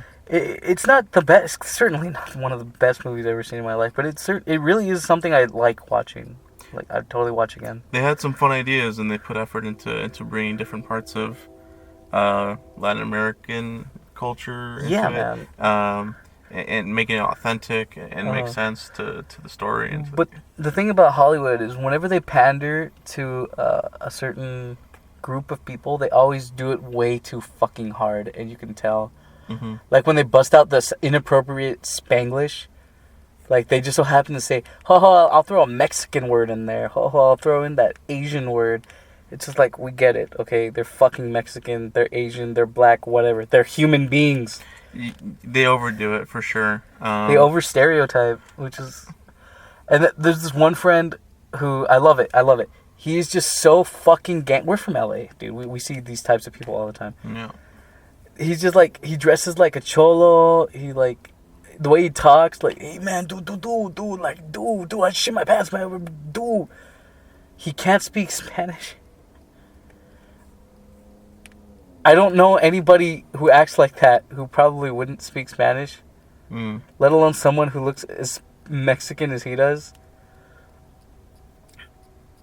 And like, even if he does exist, like, he knows nothing, and he lives in like a heavily populated Mexican area. I know fucking Spanish, and I didn't for years speak Spanish. You know, it's funny to me. Like, well, why did they even bother doing that? So you could relate to him because you don't know Spanish either. You know, Odd choices in maybe studio meddling. it's a stupid. Well, on my part, it's a stupid nitpick, but I think it's worth the nitpick. Like, this guy was annoying. I hated his character throughout the entire movie. I just hate when they do shit like that. Like, it's just so obvious you're pandering. One nitpick I want to bring up is so like I was saying, it takes place in Oxnard. That's in Ventura County. That's west of LA. What the fuck was that? What? What was what? Okay, so What you saw? So, we're kind of in front of a riverbed. Mm-hmm. Like, that's where we chose There's to a do hillside. Just where we were last time. And Except it's dark. I don't think I saw any cars up there, but I saw, like, a big shadowy thing move to the left, like a bump. Uh-huh. And it moved to the left, on the left hills right there. Mm-hmm. It was really big. Like, I thought maybe it would have been a car, but I don't think there's a road up there. At least not a straight road like that. Yeah. Am I seeing someone over there? There might be a guy up there, I think I see. I don't see anyone now. It's like between those 2 points, these two little bumps. I think that might be a guy right there. Maybe not. I saw him right there, like, moving. That's trippy. And what a time for it to happen. Damn. Uh-huh. Oh, man. Well, I'm starting to get a little spooky, too. Not to mention, since we're close to the riverbed. Well, there's a fence. Like, if anything's going to come at us, we'll probably know about it before it happens. Well, there's a lot of, like, there's coyotes and skunks here, like, snakes and stuff. Yeah, I saw a skunk earlier right now. Really? Like an hour ago when we started. While we were here? Yeah, what was over there? One of the bushes. Oh, shit. We're in nature. Nature's scary. Nature, you scary! Why the fuck are you scary? Stereotypes. Because every black person does that, right? Huh? I'm mentioning that because fucking Paranormal Activity 5. Oh, stereotypes. They said stereotypes. No, scary. What? It was a loud smack. Okay, but yeah. So, Paranormal Activity 5, and you know, it's actually pretty accurate. Paranormal Activity 5. Like, they have the extreme stereotypes, but then there's just, like, those things, just like, you know, that actually does happen. Mm-hmm. You know, in the Mexican crowd. Like, in the Latin crowd. Yeah, I work at a supermarket in a heavily populated Latin area, and, like, I could fucking tell you they all act like that. They all talk like that. Like, that's not far-fetched. Mm-hmm. So I think certain aspects of it they got right, and then other parts were just like, oh my god, dude, you gotta chill. Yeah, it's hard to think, because if it is a thing like that where it's like some things make sense, other things don't, you have to think like some of it was studio meddling. Yeah. But anyway, one more fucking thing, my nitpick. It takes place in Oxnard, west of LA, but I noticed one shot where in the streets where they showed a sign of the LA bus line in the shot, even though doesn't take place in LA in the story. So I caught him. They filmed it in LA, but it wasn't where the story takes place. I don't know any place in Oxnard that looks like that either. You know? Yeah. Have you been to Oxnard? Have you? Yeah. I don't remember. It's just a city. Like, is it Ghettosville? it's the Ghettosville of that county. Ooh. There's gang shit around there. Ox. Nard. Yeah. The sixth one. David didn't watch the sixth one. I did. It was late, and I didn't want to because I've heard bad things. We watched the first 10 minutes, and he knew exactly why I didn't want to watch that steaming piece of shit. But I did find a friend who was willing to watch it with me, and we watched through it. And fuck, the last time we hung out, we watched the movie called shit. I can't believe I forgot. I think it was called The Passing, or The Other Side. It's one of those Kirk Cameron fucking religious movies, but it's about how the rapture happens, and everybody, whatever. In the movie, it's revealed that the devil is actually this dude named Carpathian, something Carpathian. And the whole movie, we kept on joking. Time something evil happened in Paranormal Activity 6, he's like, fuck, it's Carpathian. He came back. He's fucking shit up. But, yeah, that was fun. But that movie is incredibly stupid. I think they shit on and ruined the legacy of these movies that have, like, they're not great movies, all right? They're fun, neat little horror movies you can watch. The fifth one kind of restored it a bit for me, right? And then the sixth one comes, it's like, oh, we're not done! And it takes a fat shit on there ever being a decent... Because there's always that guy who comes up like, no, guys, I have a fucking genius idea, you'll love it. And it's just like, well, now we have to deal with this now, because it's just a shit stain on our series, on our chronology. So now there's a ghost dimension. There's cameras that are able to pick up only ghostly apparitions. And that is right there, like, that is just fucking insanely stupid idea.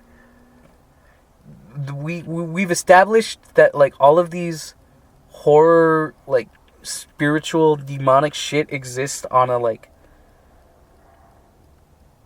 I guess, a human level? On a physical... On a the physical realm. Yeah, it exists in a world that we perceive it. And it manipulates the stuff around us. Yeah, like, we don't have any special fucking, at least up until now, equipment that lets us combat this. It's just humans and what we know, and spirits, and, like, religions and shit, right? Mm-hmm. There isn't, like, special items that they bring out. And this one, it's like, no, but this guy just has a fucking camera that lets me see ghosts and ghost dimensions. And I'm like, oh my fucking God. They don't even use it that often, but you can see, like, spirits and shit flying everywhere. And, like, black blobs and, like, humanoid figures. And I'm like, dude, you gotta stop with that shit. It gets worse and worse. And then they open a fucking portal to the little girl's room. And, like, they have to take... The movie ends, they have to do, like, a... What do you call it? Ritual? Exorcism on the little girl, because Toby is whatever possessing her. There's two endings to this fucking movie. The first ending, get rid of him. And she's like, Mommy, what's going on? Blah, blah, blah.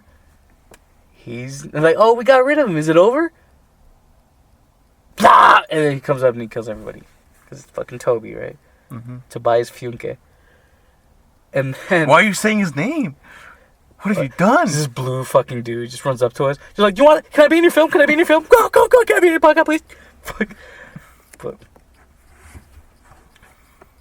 And then there's the alternate ending where they actually... Okay, so the original ending, Toby's a creature now. He exists on a physical plane with humans. And the original... Or the what do you call it? Alternate ending, thank you.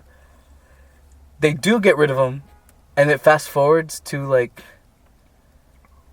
a, like, I think it's like 3 months later. Mm-hmm.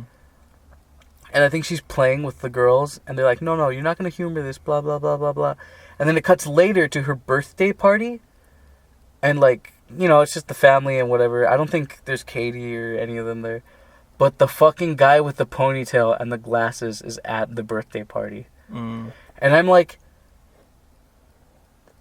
we could have had another movie after this if you went for that alternate ending.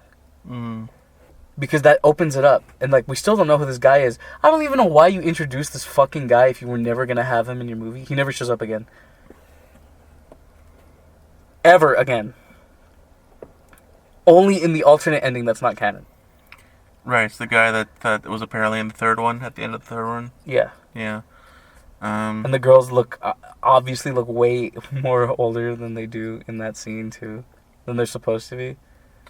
Yeah, The sixth one, it ends it so now Toby's not a humanoid, so we can't use him anymore. I hope the 7th one's gonna be better. I pitched you my idea for these Paranormal Activity movies, but like I really think it would be interesting where instead of us following people being tortured by this spirit or demon or whatever he is, and this witch coven, it's priests documenting their witch huntings and finding the spirit that's been tormenting all of these like people over these years. And like maybe like the girl from the second one is with them because she's done so much research on it, and it's just that fucking going and them like stopping these witch covens and like stopping these spirits with and it still has the camera because they're documenting it, and that would be neat, don't you think? So it'd be a tension of, okay, we know this bad shit's going down. No one's trying to actually help. I mean, if they're solve this problem. If they're already going crazy enough to throw in witches in the mix, then come on, man. Like, why not? Why not? Fucking countermeasure priests. Gotta fight evil with God. How else were you supposed to stop it? It sounds.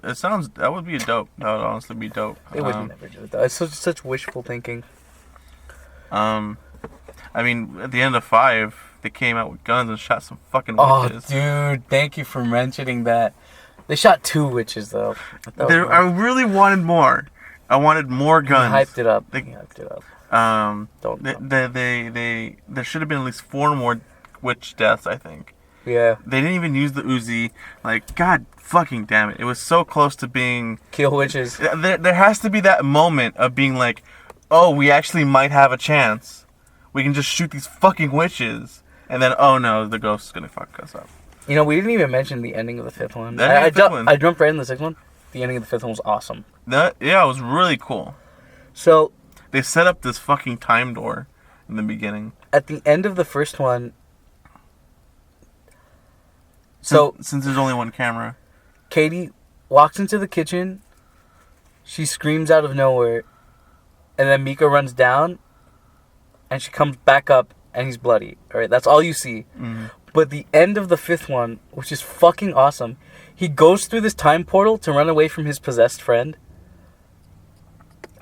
And he ends up in the living room of Mika and Katie from the first movie. Mm-hmm. And he walks into the kitchen and he sees Katie like grabbing a knife. And she turns around and looks at him and she goes, Mika! Mika! Mika! And it's the exact same fucking scene from the end of the first movie. And then Mika's trying to fucking punch this Mexican kid in his kitchen. And she stabs him. And that's so awesome. That's the segment for the first movie. And I got so excited to be like, oh shit, where's this going? And then the friend comes and kills his ass. I'm like, oh, just a little more. Why do you expect so much? It's not a lot. I thought that's the perfect ending. Because it's like, you know he's going to die because she goes back up the room. I just wanted a little bit more with this cool concept. You know what? Okay. What was a little upsetting? Okay, so you know how when Katie grabs the camera and turns it off, like right at the end of the movie, I thought it was the girl from the 4th movie. Now I thought they were going full circle. Like, that girl wasn't dead. She's actually joined the coven too, and she went back in time. And like fuck, dude. Like, this is crazy. It's going like this film series went from A to fucking infinity within minutes. But then I found out it was just fucking Katie, and it's like, oh man, I wish there was more to this. All right, wasn't it the grandma? What do you mean? It wasn't Katie. I turned off the camera. That was the grandma. No, it was Katie. Oh, okay. I looked it up. It was Katie. But yeah, that's Paranormal Activity. I would say 5 is number 1, 2 is number 2, and I guess 3 is number 3. I would have to say 1, 3, and then 5. Like all the odd movies, that's my shit. I think they're very good. You know. Yeah, I hope they do something cool with 7. Yeah. But I'm not looking. I would probably won't even watch 6 ever. I will. But I'm glad we did go through that. But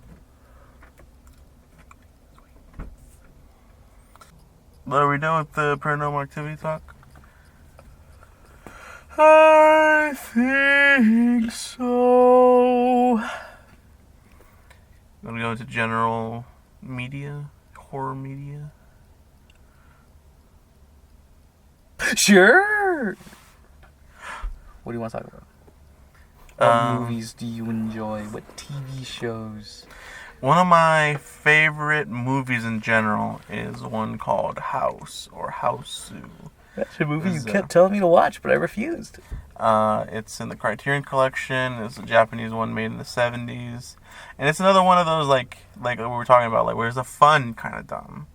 Where it's, like, it's not scary too much unless you, like, try to think about it. But it's a really fun movie.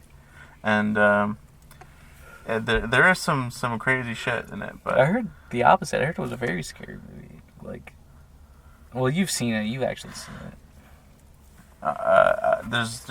Well, I'll tell you, the characters are named after personality traits. Mm-hmm. So one's Kung Fu, one is Maku, it was like Big Mac. Mm-hmm. One's Beauty or something. One is it's dumb. These are just Japanese schoolgirls. Mm-hmm. Her name is Kung Fu. Yeah. Is that her birth name?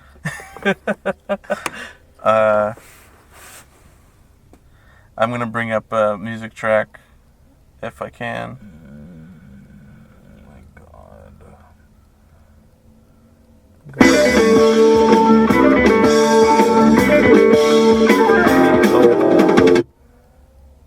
That was it? It's longer, but that's Kung Fu's theme, and when you hear that theme, you're gonna get hype as fuck. It's fucking Kung Fu. Why did she do Kung Fu? Yeah, she's Keanu Reeves. Oh shit, dude, she's the one. Right after that, Houseu, it's Matrixu. Animatrix. No, Matrixu. That's just not canon.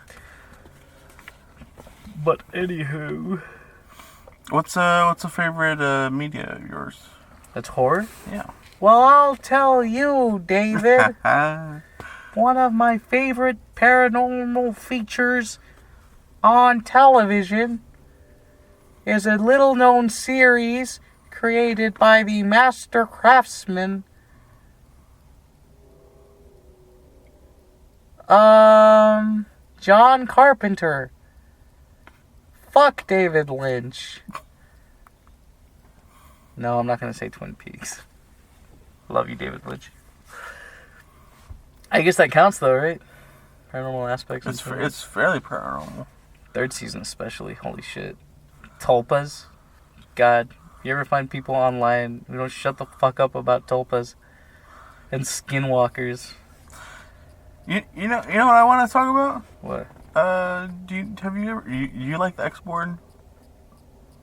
We're getting ahead of ourselves. Okay, Okay. so one of my favorite horror movies. Okay, so I've talked about my favorite movies of all time.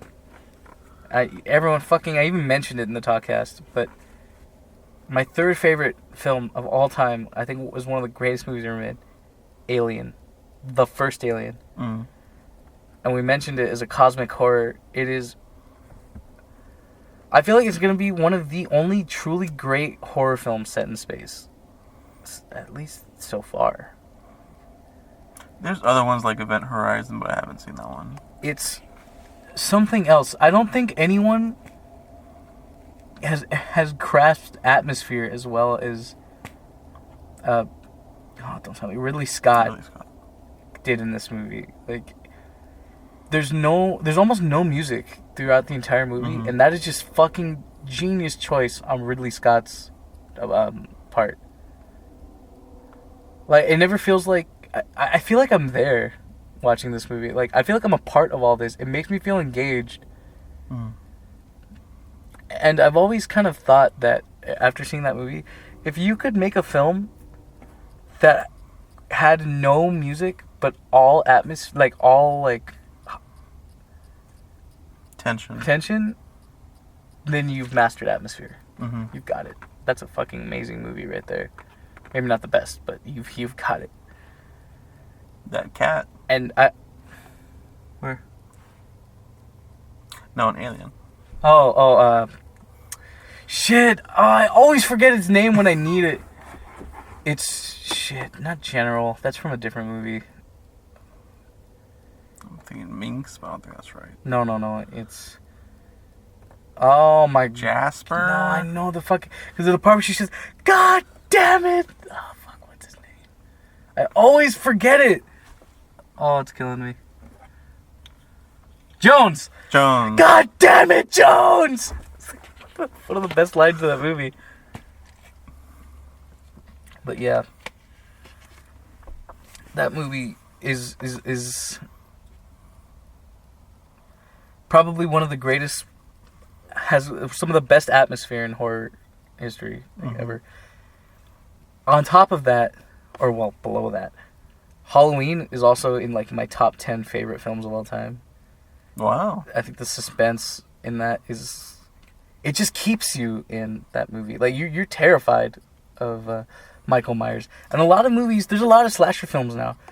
So many, but Halloween is one of those movies where like he doesn't just feel like your run-of-the-mill murderer. Michael Myers is a force. He is just this horrifying person that just like everything works in his way. He's just there when he needs to be.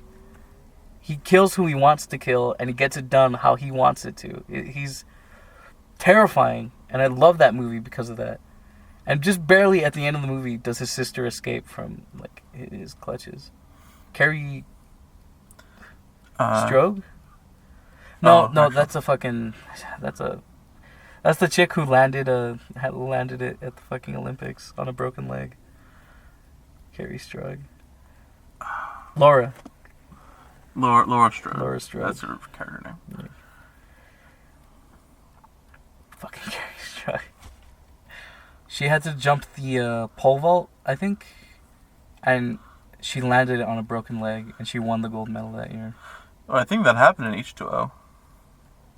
Really? Yeah, where she fucked up her leg, and then she set the trap for Michael Myers. Speaking of H2O, they should have just ended it with that. It's still like that is one of the best endings you could have had for Halloween. Isn't that when he actually gets fucking killed? Like yeah, where he's like trapped under a log, and he's holding out for Laura to help him, and she's reaching for him, and she's gonna help him, and then she like for a second she snaps out of it, gets the axe right next to her, and fucking chops his head off. Yeah. And I'm like, that is such a good ending. I love that. It's genius. Then it was Halloween Resurrection, the one I was talking about. Yeah, fuck Halloween Resurrection. But what was it? What's his name? Speaking of Halloween, Halloween 3.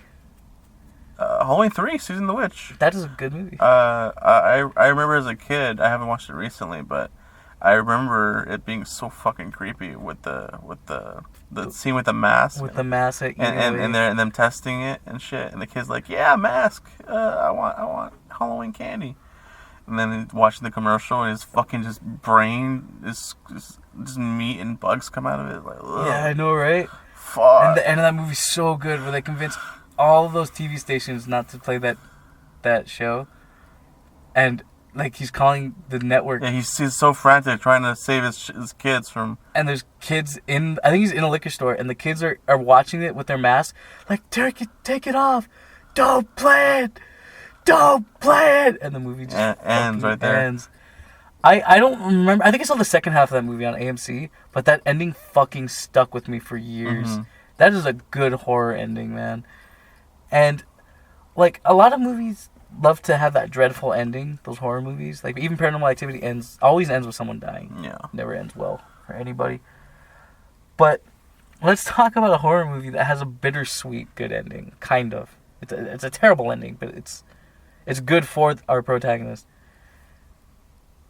And it's one of the greatest endings in horror history. Again, in my opinion. The Thing? No.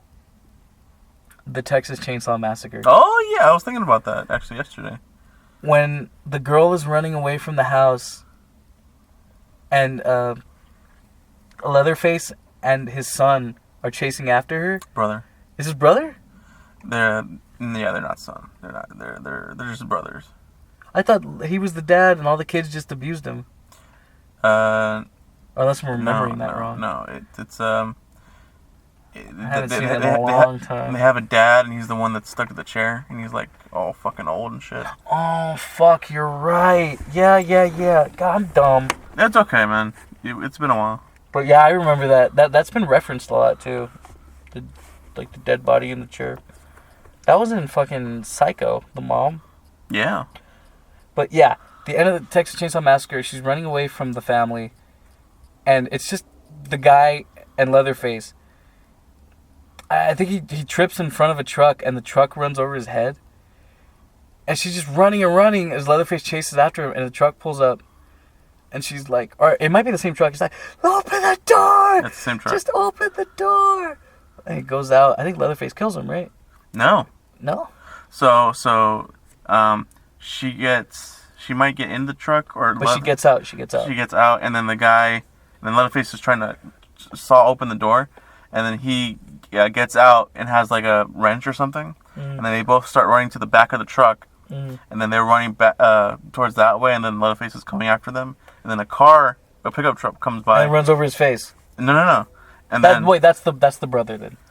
no. The brother just gets hit by a truck. Yeah, that's what I'm saying. He gets run over in the face. That's before brother. that's before all of But this. that's okay. I'm telling you, play it up like. Yeah. And then there's a pickup truck that comes by, and then she gets into the She pickup gets in the truck. pit. I know that, but the other guy dies. No, he throws the wrench, and it fucks him up, and then Leatherface saws his leg Yeah, I remember that. open, and then the guy just gets away because then Leatherface is just dancing with his chainsaw. Unless the guy stuck around for no reason. I thought the guy died.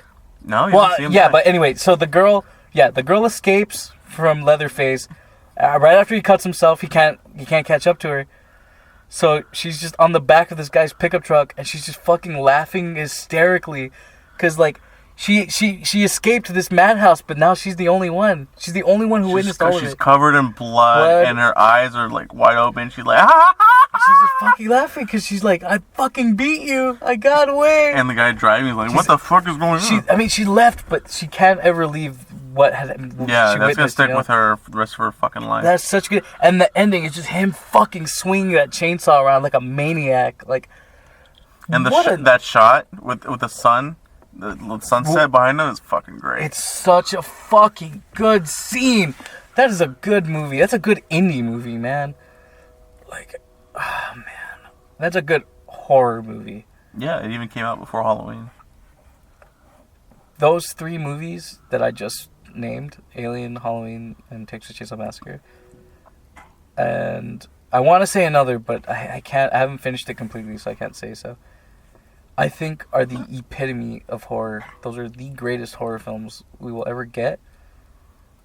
Excluding one I haven't finished, but I feel like if I've seen this movie, I'd be able to say that that's probably number one. The Exorcist. Oh, you haven't finished it? No. Which I think is still considered like the greatest horror film ever made. And you got to think of it not only from like a film aspect, but just like a cultural aspect. Everything changed after The Exorcist. Everything fucking changed after I've seen videos of people fainting and crying, and like right after they saw it when it came out. Yeah, they're having impediments, like they can't even speak right. Mm-hmm. Like I saw it, and then I had to get out of the theater, and it's like fuck, man. And this is like still heavy Christian era, like yeah, like that has not gone away. Well, what do you think? 70s, right? 70s. People have never seen anything like this. My dad grew up in a very heavily Catholic family, and this is one of my dad's favorite movies of all time. It scared the shit out of him. Uh-huh. He loves that movie. And we quote that movie all the time. He'd go like, just randomly, he'd be like, fuck, what did she say? Why you do this to me, Dimi? Damn it, yeah. Dimi, why, Dimi? He'd always say that. And of course, like, my favorite line in that movie is, your mother sucks cocks in hell, Reagan, you Christian swine. It's just so good. You know, it's iconic. I haven't even finished the entire movie, and I know the movie. You know, how can you... her name is Regan, right? I forget. And then Father Damien. Father Damien, Father... whatever. You should really finish it, though. The ending is definitely worth it. I think in some ways it may be dated. Yeah, it's definitely not as I saw it in theaters, actually. Really? They played it back at a place nearby, and It's not. I'd be willing to see that. Because it was done. It was like one of the first, like really modern horror movies. It's before everything else. So then everything is like a response to it. So if you've grown up with all the other shit that came after it, you're kind of like you're kind of it's not as effective anymore. But it's still a good movie. So it's like, yeah, it's what I guess you define as what is a good horror movie. And I think like just being like, oh, it scared me. I don't think that's necessarily true. Like, there has to be quality to it, you know? Yeah. Like you can just have a fucking jump scare fest sort of experience, and it's not. I wouldn't say that's a great horror movie. Yeah. Like Insidious.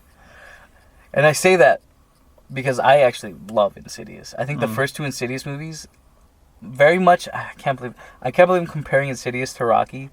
But I feel like Insidious 1 and 2 is an experience that has to be witnessed in a whole, much like how Rocky and Rocky 2 is a way different experience from watching those individually. 1 and 2 is one whole movie, I consider it. And I feel that same way about Insidious 1 and 2. I don't think there's the jump scares, like maybe the musical cues, but I think that's a very extremely underrated horror movie, and probably in like my top 5 horror movies. But... And I'm just bringing that up because a lot of people. One movie that scared me as a kid. Well, hang on. Before we jump away from it, sorry. It's okay. But just because you made that claim about quality, do you think that there's quality in The Exorcist? Yeah, totally. I mean, it's also a drama of this mother having to deal with her kid getting possessed. I mean, think about it. And trying science and it not working. And having to go to the last sort because she's not religious. Yeah. And she has to be like, I can't help my kids. Fucking priest, help me. Goddamn. I love that. I love...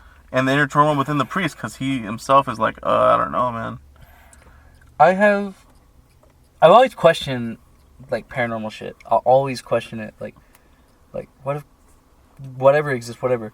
But none of them terrify me more than the idea of what if fucking demons exist. Yeah? Like, that is just, like... These creatures aren't, like, spirits trapped or whatever. They're not, like, wandering sad or whatever. They're just filled with hate and evil. And their only role on life is to inflict suffering. And that is just terrifying to me. And I think people still feel that way. And I feel like that's why The Exorcist has like lived on so long as such a powerful horror movie, because people are still terrified of the concept of evil and like demons and hell and the devil, you know. That is just one of the purest forms of fear you can have is for evil, you know. And I feel like the devil is that personified. That his whole symbolism is of evil.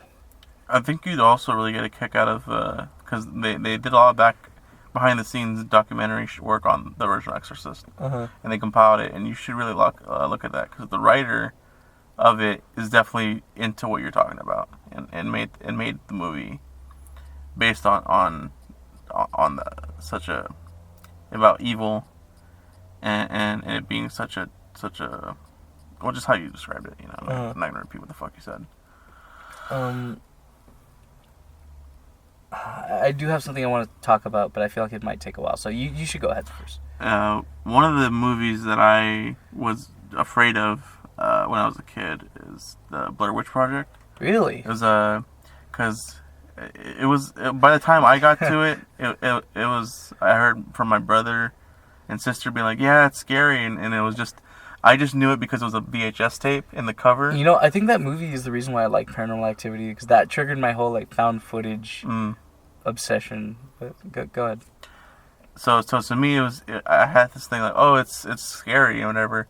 And I think as a kid, I'll get to that later actually. But I was into looking up scary shit on the internet. I'll get to that later. But so I had this cover and like the symbol, you know, the fucking stick figure shit.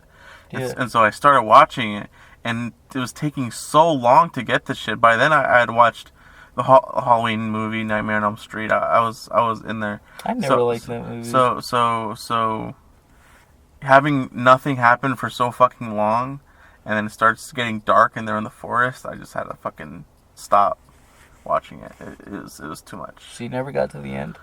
No, I think I took a break and then ended up skipping to the end. And watching the whole sequence with the house. I remember... And the ending, fuck, that did scare the shit out of me. I actually really like the ending to that movie. But I think it's a cop-out because they didn't have anything to show the camera. I think it's fine. But it's working with what you got, and it worked well. And it's also the thing of, is this actually a witch, or did they fucking go crazy? Yeah. It leaves it open. I like that in that way. Me too. The remake fucked it up. Oh, man. It wasn't even a remake. It was a sequel, and it was fucking terrible. It was a bad movie, but... I watched it in D-Box, so I got to shake around. Why would you waste your money for something like that? I don't mean D-Box in general. I mean D-Box for The Exorcist. No, for the Blair Witch Project. Oh, well, I mean, but why would you waste your money for the remake? Because I wanted to feel a horror movie and that sort of thing. See how it would be. Man, that is... But the... It was fun. But the Blair Witch Project... Yeah, there's a bunch of moving shit.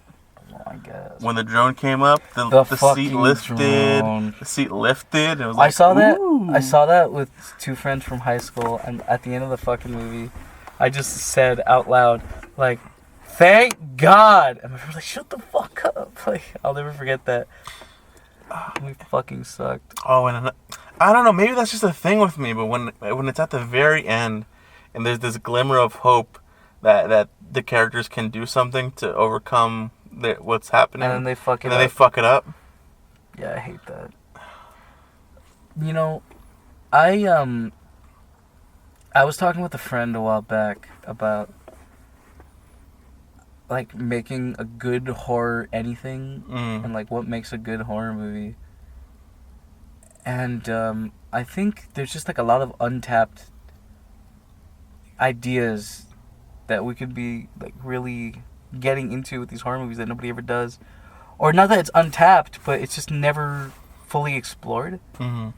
And I think what makes anything, like a good quality of anything, is when it's unexpected. When you don't see it coming is usually when the impact is just as strong. So like in a comedy, when you hear a joke for the first time, like it just like it makes you laugh. A good joke. Like you don't see it coming, you don't see the joke like ha ha ha, that's funny, right? But then you hear it again over and over again, it's the same kind of joke. It's like, fuck, I've lost interest. But then another joke comes out where it's like, okay, so it's a similar joke, but then the punchline is like cut, spread open, and then there's another joke hidden in between that. It's like, fuck, that's good. Like you've made it unique again. Mm-hmm. You know? I feel like that's what makes something good is when you're able to surprise the audience like beyond expectation. And not like a fucking jump scare, but we need to be doing more creative things with horror that we haven't been getting in a while, because it's all the same shit. It's like exorcisms, ghosts, monsters. I mean, yeah, but what kind of monsters? Like, what kind of demons? What kind of ghosts? Like, where are we getting here? What kind of serial killer is this? What kind of... Like, it all just feels predictable. And I think that what we need is more, like... Well, it's very easy to say this, but more originality and more surprise. More breaking the expectations of a horror film. And I always thought that some untapped potential would be a horror film about breaking reality. Where, like, reality, the laws of physics or nature are just, like, breaking around you. And it's just kind of, like, you're the one witnessing it. And there's nothing you can do about it. And it's just getting worse and worse and worse. And, like, how do you react to that? You know? You talking about Ava? Ava? No. Actually, I was thinking kind of Donnie Darko. Oh. But not Donnie Darko, you know. It's kind of horror-y with the fucking rabbit. No, I know Donnie Darko. But that's not much horror because he's able to do something about it. Yeah, he had to kill himself. Yep. That's one of my favorite movies, too. But, yeah. I always thought that'd be a good idea for a horror movie or a horror anything. It's just reality breaking. Visually, something that hasn't been done. Yeah. That'd be I mean, interesting. actually, in Paranormal Activity 5, there's the part where he's like disappeared, but then like the world, the part where he's at just kind of sucks into itself, and you can hear it happening. When he goes through the door, yeah. It vacuuming in, Yeah, and that then was really cool. pops out. That's fucking awesome, and I love that. I want more stuff like that, like just bending reality. That's scary, man. Like things like that could be happening, and we wouldn't even know. I remember reading. Oh man, this is jumping into a later topic we wanted to get into, but there was a story I read about this kid who said that his grandfather passed away, and he was terrified to go up into the attic. He would never go up in the attic, and no, he never knew why. Nobody would tell him, and then he finally passed away. He asked his grandmother, and she told him. So in the attic, he said that they were rearranging some stuff, and he felt really uncomfortable up in the attic. He didn't know why, but then he moved the cupboard, and he saw something that scared him so much it made him want to cry, and he called his wife. And she came up, and they saw in the corner of the house that the house like slanted and folded into itself in like a weird origami kind of thing. And like it just didn't do, it was just like that, and they didn't know why it did that. And they covered it for years. And he was like, and like now I know why my grandfather was afraid to go up in the thing, implying that the guy actually went up and saw it too. And it was just like so mind bending that it fucking horrified this guy, you know. And like that's a good story, the way it was told and everything. That definitely reminds me of Lovecraftian shit. Speaking of, I had another idea. It would be like just people going to an alternate dimension. It doesn't always have to be like cut and copy, like fucking teenagers get lost in a thing and then meet thing and they have to escape thing, but then most of them die. Virgin lives, thank God. But maybe it's like sci-fi, like a bunch of astronauts, and they go through an alternate dimension, and there's just like this fucking eldritch horror, and the dimension they're in or whatever, it like moves to its whim. Like maybe it's not even like intelligent, but like it moves. Physics work at its laws, like as it commands it to, and they have to escape this world that like is beyond their understanding. That might literally be Event Horizon. Really? Yeah. Ooh, I gotta check that out then. But I wanted to do a story like that.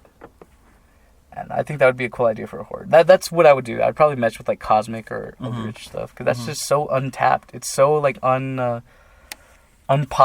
you know. It's not unpopular, but like it's so not. It's niche. Yeah. It's so untapped. Word of the day. Ready to move on? There's nothing else you want to talk about? Maybe X-Files? We mentioned X-Files. You know what the X-Files are. I haven't actually really watched X-Files. It's very good. In terms of other TV shows... It's a very good show. I would give it a chance. I think this is actually The Shining's 30th anniversary or something, or 40th anniversary. The Shining is a fantastic horror movie. Jack Nicholson? Jack Nipples. As great... Shelley Duvall. Shelley Duvall. You forgot her name before in another podcast. Shelley Duvall was ruined by fucking... Stanley Kubrick. I just learned he did like hundreds of fucking takes for every scene. He basically abused her. Yeah. It was crazy. Yeah. But that's such a fuck of a movie. Yeah, it is. I've mentioned this before, maybe on the Talkcast, maybe not, but the scene that fucked me up is where she goes up and she sees the bear sucking off the dude in the hotel room. And that part always gets to me. Don't mind him, it's the Invisible Man. That part always gets to me because it's just like, fuck. And they're just staring at her. They're just there. It's just a thing that exists in this film in this hotel. Like, they never explain why it happens. I guess in the book they did, but... And they're not going after her. They're not doing it. She's just witnessing it. One thing after another. And Was it Shelley or was it the kid? it was Shelley. That's all it. And it just scares me. And it closes up on its face, too. Mm-hmm. It's like, it's got teeth and everything. I don't think it has real teeth, right? It's painted on. I don't remember the images that well. It looks kind of like Winnie the Pooh, Yeah. from what I remember. Yeah. And I don't think Winnie the Pooh came out. It came out in the 80s, The Shining, right? 1980. I think Stanley Kubrick did that on purpose. Mm. I genuinely believe so. And I think he was alluding to something. I don't know what that is, because you said in the book, he told me that it was actually like a monster. I think so, yeah. Book. I think so. I think that movie's great. I think there's a lot of symbolism and like hidden imagery in that movie. Not like in those stupid fucking over analysis, like that documentary. It was like Room 258 or something like that. Oh, yeah, for the Like, Shining. but like there's things to find, and there's genuine, and I love it when movies do stuff like that, because it always gives me like a really unnerving feeling when I found something I feel like I'm not supposed to. Mm-hmm. You know, that's another reason why I like Insidious so much, because that movie is so full of that shit, like that kid dancing in the background, and then sometimes you see him, sometimes you don't, and like there's clearly parts where they want you to see him, but in the first part, it's just like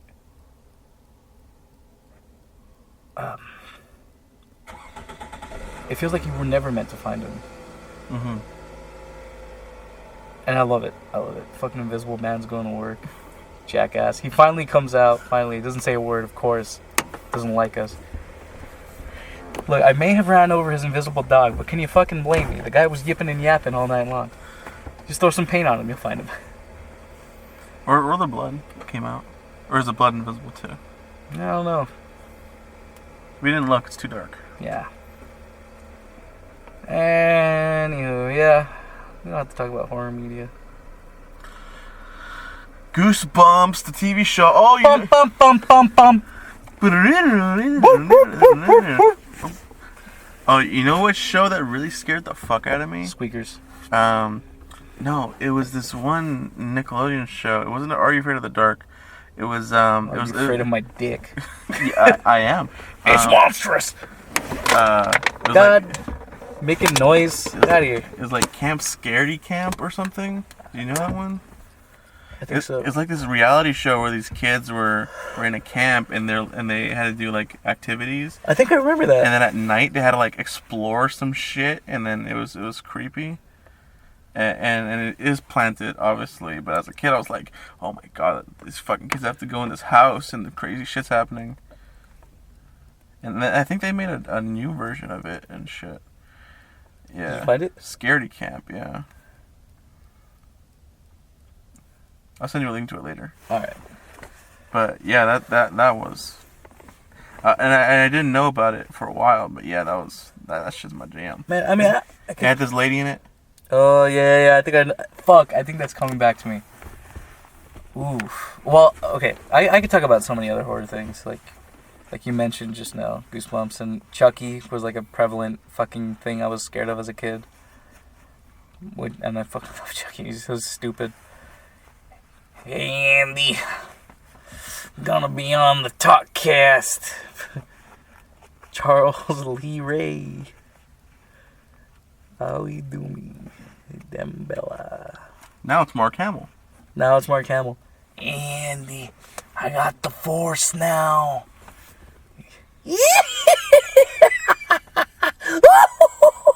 All right, fart All knocker. Let it low. All right. What are you, fucking nuts? All right, but yeah, I think that does it. Like, I don't really have anything else, any significant to say.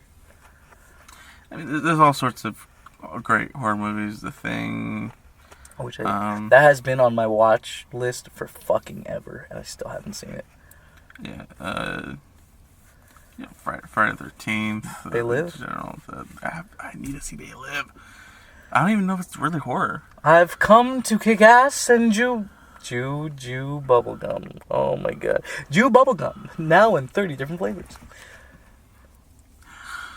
My favorite is the latke flavor.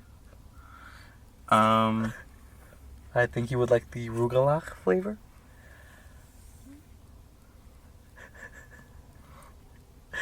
No. So, This is the real horror. yeah. Casual racism. Anyway. Oh, fuck you. Fuck you. You know, it's just my speech impediment. I mean, if you can call it that. I don't know what to call it. I'm just too stupid to speak right. Speak right. Ugh. Anyway. Alright, Kevin, cut that out. Thanks. Close upon me. But, well, maybe our last main topic of the night. I mean, it's been going on for a while, but we're not done yet, ladies and gents. You know, if you exist. That's the real horror. Having an audience. Oh, But, no. Okay, but anyway. So, the Tag Teamstars are an internet-based group. We do the podcast and nothing else. But we base ourselves on the internet. And over the years, the internet has grown an ever abundance of horror-based things. Much like creepypastas. And evidence and found footage has been posted up the fucking ass. The internet is chock full of crazy things. And I wanted to save that stuff for last. Because I think it's the most interesting. Mm-hmm. I watch, like, some of my favorites compilation YouTubers. And I'm calling them that because that's what they fucking are. They just make lists. Top 15s, he's terrible, but he was the one I watched for the longest time. I liked him. He's got the funniest voice ever. Burger King foot lettuce. Sir Spooks. I love him. My name is Sir Spooks. And I think there's Nuke's top 5. Mm-hmm. But I love watching this because I always find something new. And the thing I like about those two, especially, is that they're always like, okay, so I'm pretty sure this isn't real, but I mean, tell me what you think. Just like, thanks for not dumb. Like, if I saw this in the woods, I'd shit myself. Like, thank you for not dumbing it down for me, bro. I appreciate it. And yeah, I'm always finding newer shit. There's this guy who goes, I think he's Muslim. I'm gonna feel like a dick if I say it wrong, but yeah, he goes into abandoned homes, and he's always saying like Bismillah, na, na, na, na, na, like, but in the name of God. Uh-huh. That's what it translates to. Like, cause these shit's always happening to him, and one of the craziest ones is he turns around to look in a mirror, and there's a fucking man right behind him, and he turns around, there's nobody. What? And it's insane. I don't know how he faked that. It's just him. He's in like a third world country. How is he able to pull that off? It's one of the most convincing, like, kind of videos I've seen that. And he's always sharing his videos. Mm. I'll send it to you. But, yeah, Don't discount media made by third world countries, because there's the for how it's called, they could do some crazy shit. But it's just this guy. I mean, I don't know how he did it. It looks so convincing. Yeah. But yeah, there's like legendary videos that have been on the internet forever. Like the one of the spirit that like kind of moves through the candles. Like you don't see anyone. It's not like an apparition, but it's smoke. It's like smoke, steam that just blows by this candle, and that's like one of the earliest known videos of that stuff, man. It's scary. Yeah, there's this website I looked at as a kid that had like a bunch of compilation of shit like that. But it was also like jump scare shit and Urban Legends? Maybe. Urban Legends is legendary in its own right. And then it got shut down, I think. I'm gonna look that up. All the Urban Legends are uploaded on YouTube. Check those out. They're classic. Because it was like, I looked at it like more recently, and it was like based on they made a show and they made a website. Really? It was it was made on a show. I don't know if it's the one you're talking about. Urban Legends is just like a 7-part series this guy made. and it had all that. It had like just pictures and the documentations. Like I remember those videos because they mentioned about the what's it called, the roller coaster song. No roller coaster. Oh, blue. I can't ever listen to that song. I can't ever listen to that song. Because some spooky shit? Yeah. So apparently what happened is on the cover of the album for that CD, the girl has pouring honey on herself, right? Okay. Okay. So the girl, what happened is that wasn't honey. It was this chemical kind of thing that was supposed to be safe, but it like stuck to her skin. Ooh. She's not dead. She didn't die after that, but Yeah. like it did peel off some of her skin, and it said that the scream in Roller Coaster of Love is her Oh, shit. screaming at the top of her fucking lungs because her skin got ripped off by that. Yeah. I'll never forget that. It scared me for years. I don't know. I don't even know if that's true or not, but it just always makes my fucking skin. Huh. Yeah.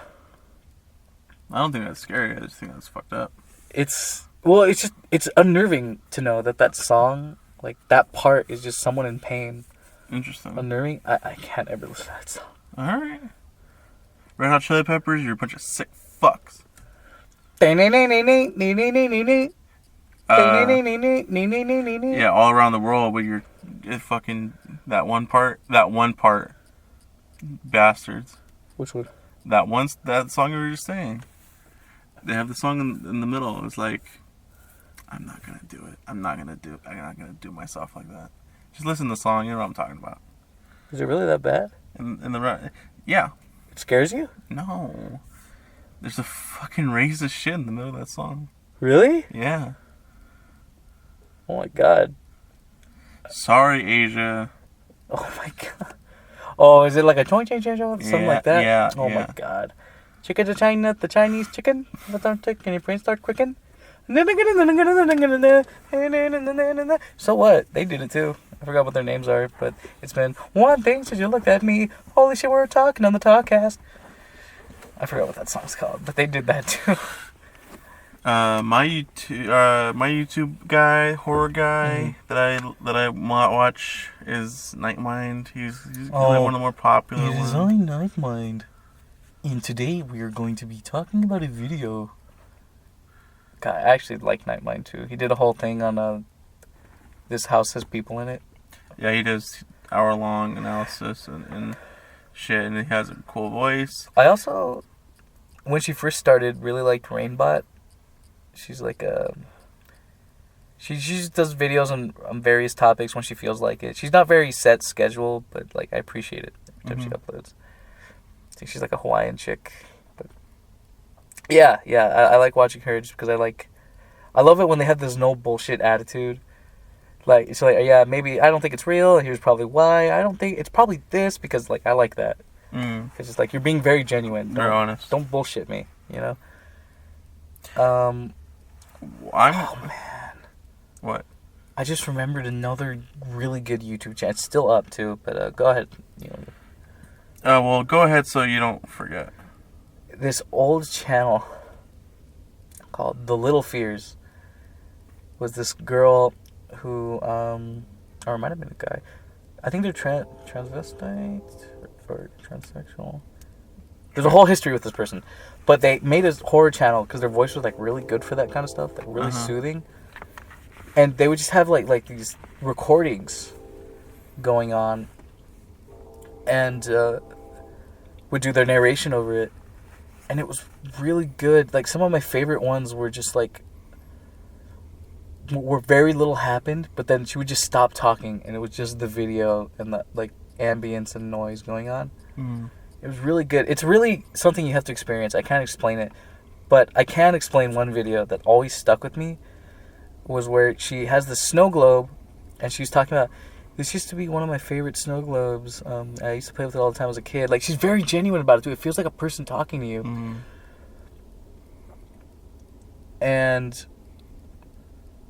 she's like, but one thing peculiar about this snow globe is that I always heard a little noise anytime the thing went off. Like, at the start of the video, she winded it. And, the snow globe's playing its little song, like in the music box. And at the end, like you should like when it finishes. Whoa. And she's like, "Did you hear it?" And then it just stops. I think she added that in. Mm-hmm. Like it wasn't an actual thing, but that fucking scared. I always look for that one after a while. And yeah, man. Damn. And then she stopped. She stopped making videos to pursue a music career, but all those videos are still there. That's good. That's always a shit thing. Was like, oh, there was something cool. I remember that you can't find anymore. Like I said, there's a whole history with this person. I'm not gonna go right into it, but it's like Yeah. So got a pretty niche music thing too. Nick Spears is a trans woman that does music now, but is into the horror shit. That's he does cool shit. What's her name? Nick Spears is her channel. Oh, it's her channel. Okay. Nightmind. So he does some good videos. Mm-hmm. He's got into some weird ass shit in terms of his professional relationships, including with Nick Spears. But you know, I separate the art from the artist. Well, the one thing I couldn't fucking get past is this one video he did years ago. He's really into Vampire the Masquerade or whatever. He's fucking edge goth whatever boy. So he starts this video and he talks about how the second one's coming out and gives like a brief history thing about the first one. And I'm like, okay, sure, but he goes into this defensive mode of being like, oh, this is why Vampire the Masquerade wasn't popular. Because what? I'm sorry, I was zoning out.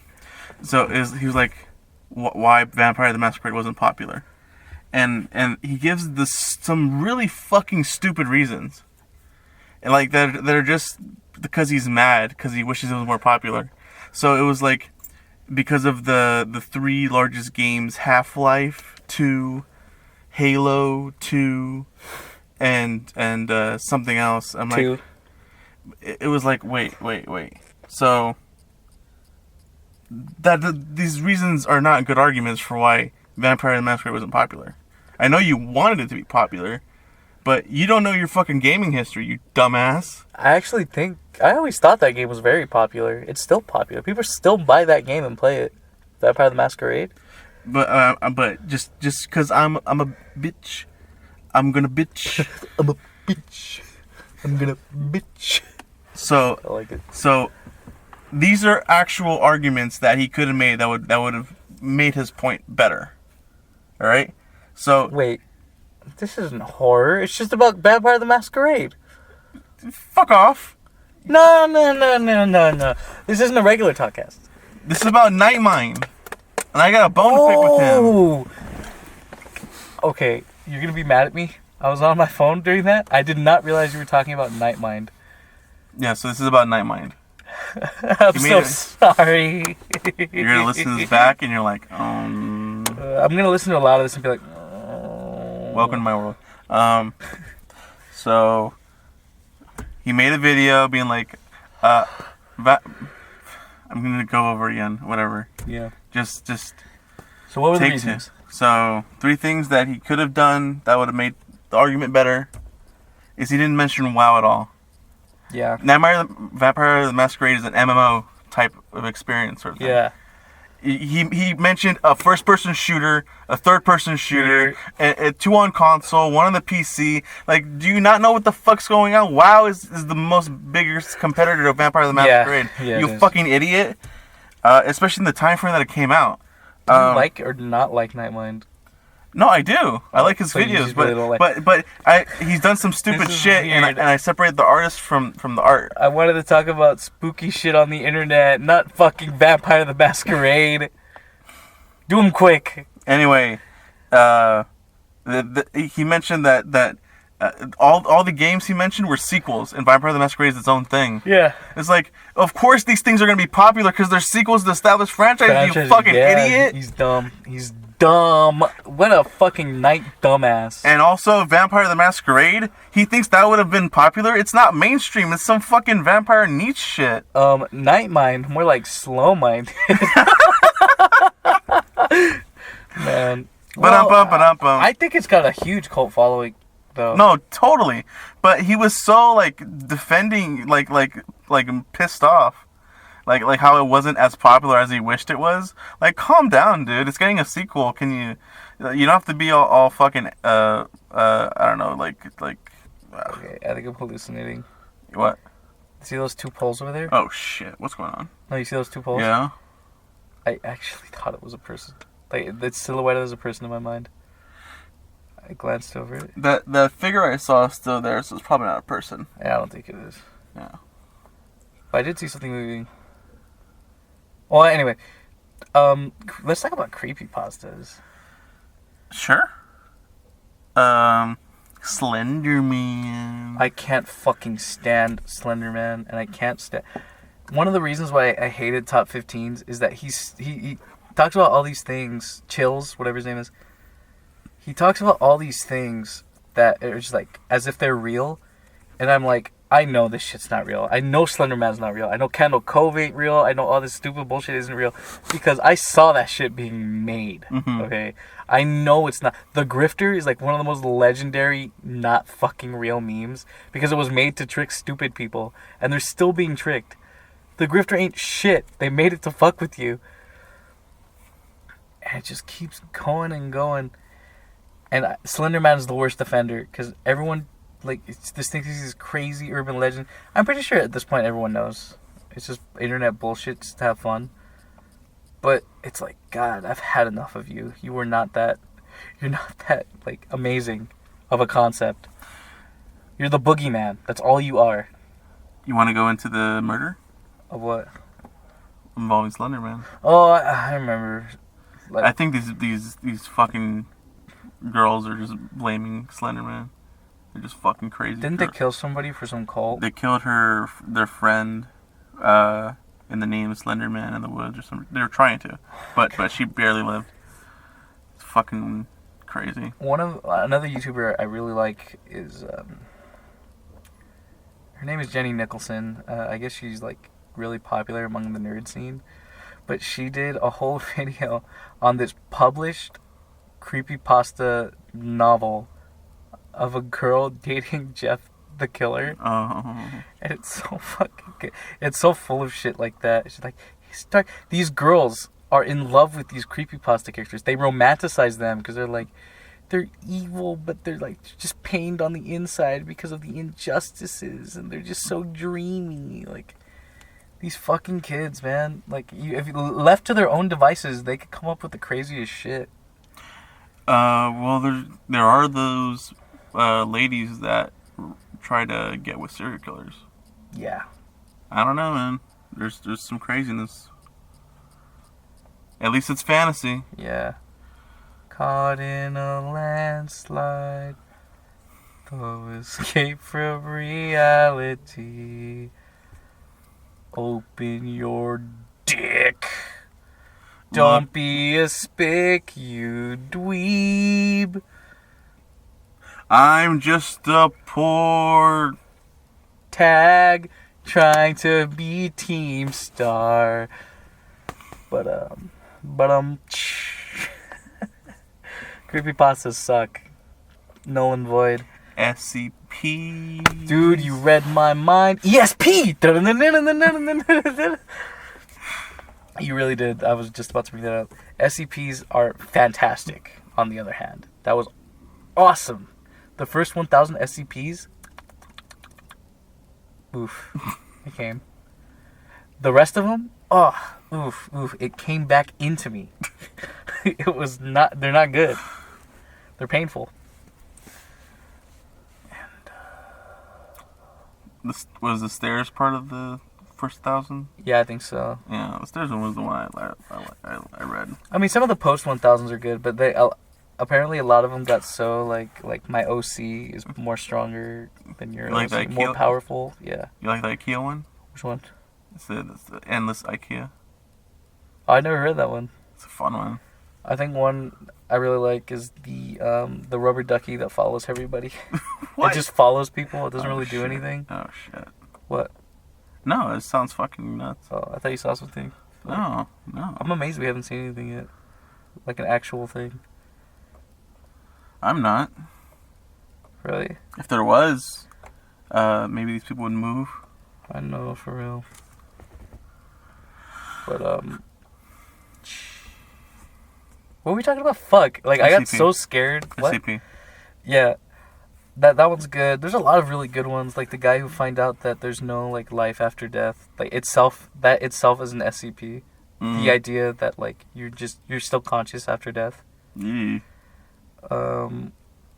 But some of my favorite ones are the ones that scare me the most. There's one... Actually, you know what? One of my favorite ones is actually the least scary one. It's a bowl of soup that gives you a message every time you drink it. Oh. And it always magically refills itself. But when you drink it, it always tells you something, like, heartwarming. You know? And depending on the person it is, it'll always be a different kind of broth. Okay. But, like, the kid, like... but it's always heartwarming. It's like... It's kind of like a Japanese man who's telling somebody, it'll get better, blah, blah, blah. Unless you're a terrible person, it's just, like, fucking, like, dirty dishwater. Like a serial killer gets that. But I really liked that SCP because it was really heartwarming to read all the people who drank it and, like, the messages they got. But, I don't know why you seem so, like, a soup that refills. No, it gives you messages. That's creepy. Why is that creepy? It's heartwarming. It's very heartwarming. You have to read it. It. Well, if it tells you nice things, that's nice. But I don't know. It doesn't kill you, but, like, just depending on the person it refills. I could be remembering that wrong, though. But I remember liking that because there was, like, a kid who was, like, homeless and he broke his legs or whatever, and it told him, like, don't worry, it'll get better. Like, your mom says hi or something like that. Oh, that's fun. Oh, that's creepy. you're stupid. Like, I don't know where you rationalize this stuff. I know it's not rational. It's literally irrational, dude. But, like, it's just like, oh, like, the non-creepy things are creepy. The non-weird things are weird. Like, you always do that. You even did that in Paranormal Activity. Kids, I can't. You know what? You can't experience what I feel. So you know, it's just, we're two different people. that's literally it. We're two different people, and we have. All right, I gotta stop. I gotta stop snapping on you. I could explain it, but you're not gonna get it because you don't feel that. I mean, I understand. I mean, getting a message is from just some random soup ball, but it was tested. Like, it wasn't like people just randomly got the messages. They tested people to find out. Okay, you want to know what the fear is? What? It's that you don't. It could change its mind or something. It's you don't. There's no set boundaries. I think the boundary is set within the story. Yeah, but if you do it, I think you don't know if it's they gonna classify it happen as again. safe, then it's safe, David. It's within the story. It's not real. Well, the thought, it creeps me out. Well, you're stupid. God damn it. I hate when I do that. Okay, I hate when I do that. Just like, I just feel strongly about it. Okay. I'll send you a link to that, and you tell me what you think. All right, if I read it, it'll probably be nice. But hearing like your mom says hi. I don't think that actually happened. I just said that. Okay. That didn't actually wasn't in the story. Okay. I think it was just like, it was a bowl made by a Japanese man, and like the Japanese man is filling the soup bowl. I think he's dead, or is a spirit or whatever. Yeah. I think it was I had to reread it. It just seems like it, cause like you know, a soup bowl. All right, Kevin, cut this after you read it like 12 times to make sure. Does it really sound racist? No. What are you talking about? Because they cut this what? No, because you just keep saying it again. I think this happened. So if I'm not right, Yeah, you can cut it. Don't worry about it. okay. I probably won't though. I'm human. One SCP though that does terrify me, and I never like reading it, is the one about the teddy bear that comes to life. And I love teddy bears, so that's just... Those fuckers need to stay not moving. Yeah, for real. And one of my favorite ones is... even the picture that they use is a really weird looking teddy. I've never seen a teddy bear that look like this. And it's unsettling to look at. But it's just this teddy bear that walks around and, like, it'll take things from people. And it'll make other teddy bears made out of that. Ooh. Yeah. And there's a part with a pregnant lady. Yeah, I'm not gonna go any further, but that one scares me. I'll read it to get scared. I like that one. Okay. I like it specifically because I don't like it. What do you think of? Did you ever like or want one of those toys that like moved like the Tickle Me Elmo? Oh fuck no! Like Right? a Teddy Ruxpin. Yeah. I did have one as a kid. I loved that little Tickle Me Elmo. But yeah, fuck that. Yeah, I never like toys that talk to me. I had one. I won one actually from a fundraiser. See, my dad has a job because fucking kids fundraiser. Kid's not gonna sell anything. The dad always does it, or the parents. But my dad had a job which allowed him to get to a lot of people, and he was very likable. So of course they bought from him. So I was able to sell a bunch of stuff. But I won this orangutan monkey thing with stretchy arms. Well, it was like a furry thing, but it had like the stretch inside of the thing, so you could pull it, and you could shoot it, like a slingshot kind of thing. It was cool, but it made a noise every time you shot it. So I guess it broke the machine, like the battery, but like I'd be sleeping and I'd hear it in my closet like, what the fuck is that? And then okay, and then like at another random hour, like, okay, we can give this away, Ma. I don't want this anymore. I'm not chancing it with that. Chancing it. I think my grandma went to Chile one year too, and she brought me these like coconut monkeys. They were the most unsettling looking motherfuckers. Mm. And I always felt like those cursed me, having those in my room. So I was like, hey, Ma, can you, like, chuck those in the dumpster while Grandma's not looking? Please, I don't want those anywhere near me. I rationalized that, because I had them at the same time, as the monkeys were making the orangutan talk. Uh-huh. Like, as a kid, because it's like, oh, fuck, yeah. But, yeah, I'll never forget that. You have any SCPs you really liked? The IKEA one. I really like that one. Any other one? I never read that. Too many of them. You always have some. I mean, there's some pretty good ones. There's the machine, I think, that makes like whatever you ask it to or something like that. Or like the one where it's like a monolith that takes you to another dimension. I just haven't read a lot of them. You should. Well, SCP's kind of a shit show now. Mm-hmm. But read the originals. They're still very good. Yeah. Might even do that when I go home. I don't know if there's anything else to mention. Internet. You like the Wham City Comedy? Oh, you want to talk about? There's a past house people in it. Well, I like their projects, and they're still making stuff. They don't make the same stuff. They're anymore, not making horror stuff anymore. Not as much now. I wish they would though. That's the best stuff they make. Yeah. I'm gonna see them next month. Me too. If you want to be there, I think you'll be like, nah, I'm gonna fucking go to the Meatwad Dome. Yeah, fuck yeah. Go to the Meatwad Dome. We're not talking about that. I don't think there's anything else I want to mention, but I mean, when I was a kid, I ate fucking paranormal videos like for breakfast, and that fucked me up. I never went to sleep well. What? You want to talk about X? The X board? Yeah. It's so typical of losers, but okay. I only went there a couple times. I'm like, oh, succubus, damn. Fucking succubus and skinwalker threads, I know. 4chan is a notorious website. Everyone knows that there's a bunch of... It's a shit show. Anything can happen on there. But, there's always something interesting going on.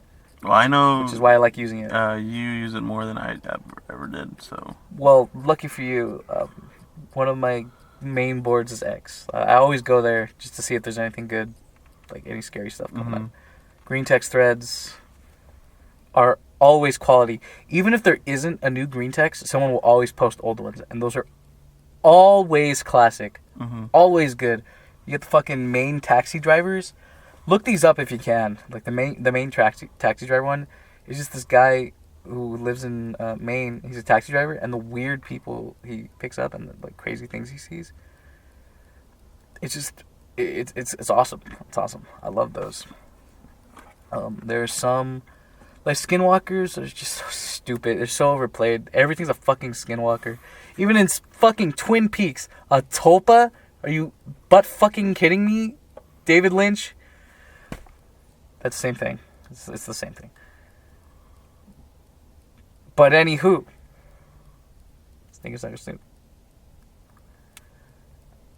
there have been threads where like the people are like, yeah, like I heard someone. I mean, green text. I heard someone who talked like my friend, but my friend was in front of me and blah blah blah. And every now and then, those will get me. Mm-hmm. But a classic story, man. X is such a legendary board because some of the greatest creepypastas were born there. SCPs were born there. Yeah. Some of the greatest green texts, Candle Cove, were born there. And like they'll even have threads that like just birth these incredible like threads and like stories and stuff. And I mean that goes for the website in general. Like you guys knock it for being like whatever fucking alt-right bullshit. You CNN said it guys, is. you leftist social media justice. I just mean the media. Alright. I think CNN, it's a scapegoat. They use it as a scapegoat, and then trolls, being the trolls they are, latched onto it. Play onto it. Yeah. But I think there's the X board has had some contributions. Now, not so much, but every now and then you'll find something. It's fucking awesome. It's awesome. I'm trying to remember some good stories. I think there was one of this kid who was playing Pokemon. This is a really classic one. Like this is like full on classic. Mm-hmm. And he's playing with his Pokemon cards, and he sees someone on like his window, like by the window pane or whatever. And he's knocking on the door. He's banging it. He gets scared. And he runs away to his grandma's room, and they call the cops and wait for him to go away. And they come back, and they find a photograph outside, and like grandma sees it and she starts crying. You want to guess what it was? I think I remember this story, but what is it? It was a photo of the kid sleeping from his closet. Oh. It was taken from the closet. Yeah. It's like, fuck, man. That is well written. Well written. I think I remember that one. I think it was the one with, there's one with like the possessed Majora's Mask cartridge. Oh my god. I like those. There's a bunch of those. That's classic creepypasta crap. Yeah. Like, I never bought into that. Cause that's just too far fetched. Like, possessed media is stupid. I think. Like, I think that's a little outlandish. It's a fun thought. I guess, but it's not. It's not believable as far as paranormal things are considered. You know. That's a big factor for you. Yeah. But there's some other really good ones, like the guy who climbs into the what is it? It's like a whole website dedicated about the guy who he's doing spelunking in this cave, and it's like this cave is alive, like it's a living creature. Mm-hmm. It's really good. There's so many you could find if you just looked for them. Like creatures, ghosts and stuff. A really good one is the dude from the Fit board, who his Guido friend, fucking fought a ghost in a fist fight and won.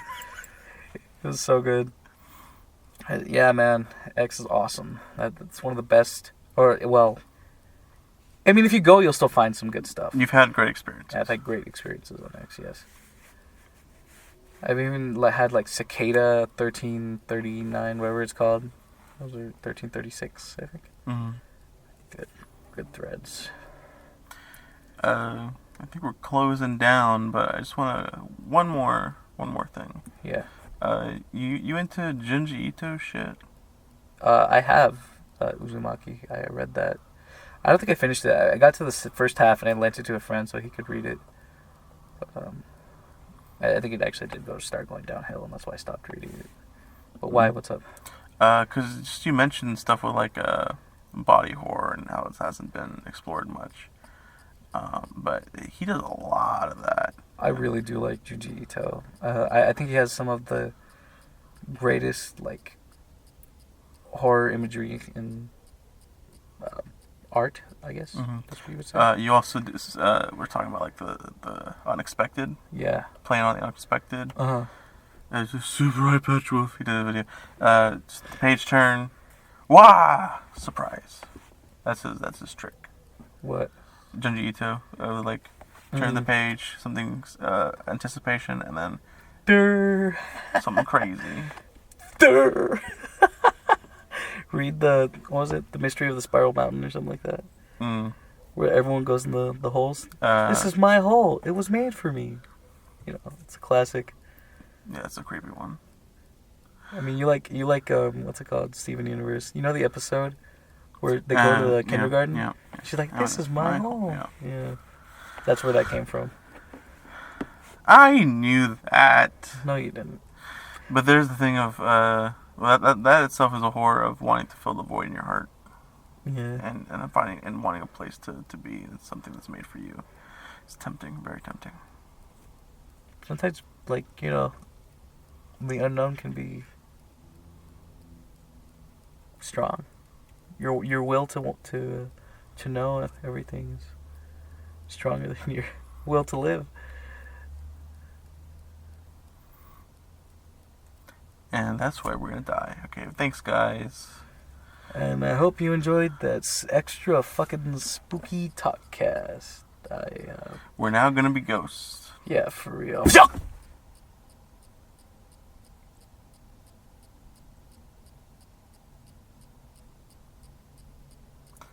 And now we're doing the EVP of that bird. Alright, so bird. Did we call it something last time? His name was Grimlock. His parents named him after their favorite Transformer. Alright, Grimlock, we killed you because you were being such a loud asshole. Do you have anything to say to us, Grimlock?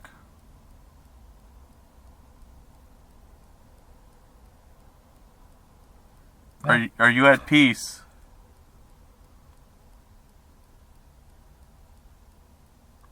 Oh man, that sucked ass. I kind of thought you'd had some more riveting things to say, Grimlock. What do you say? You heard something? No, that's the point. You didn't say anything. Oh. But maybe if we played this audio, who knows? All right, you know, I'm officially kind of freaked out. Like talking about all this stuff in the dark, scares out in the open, has me unsettled. So I think we can stop now. Alright, we can just drive through the hills and find out if there's anything up there for ourselves. Alright, let's go. Alright. Bye, everyone. Later, bitches. Wait. What is that? Huh? Holy shit. David, drive. Drive.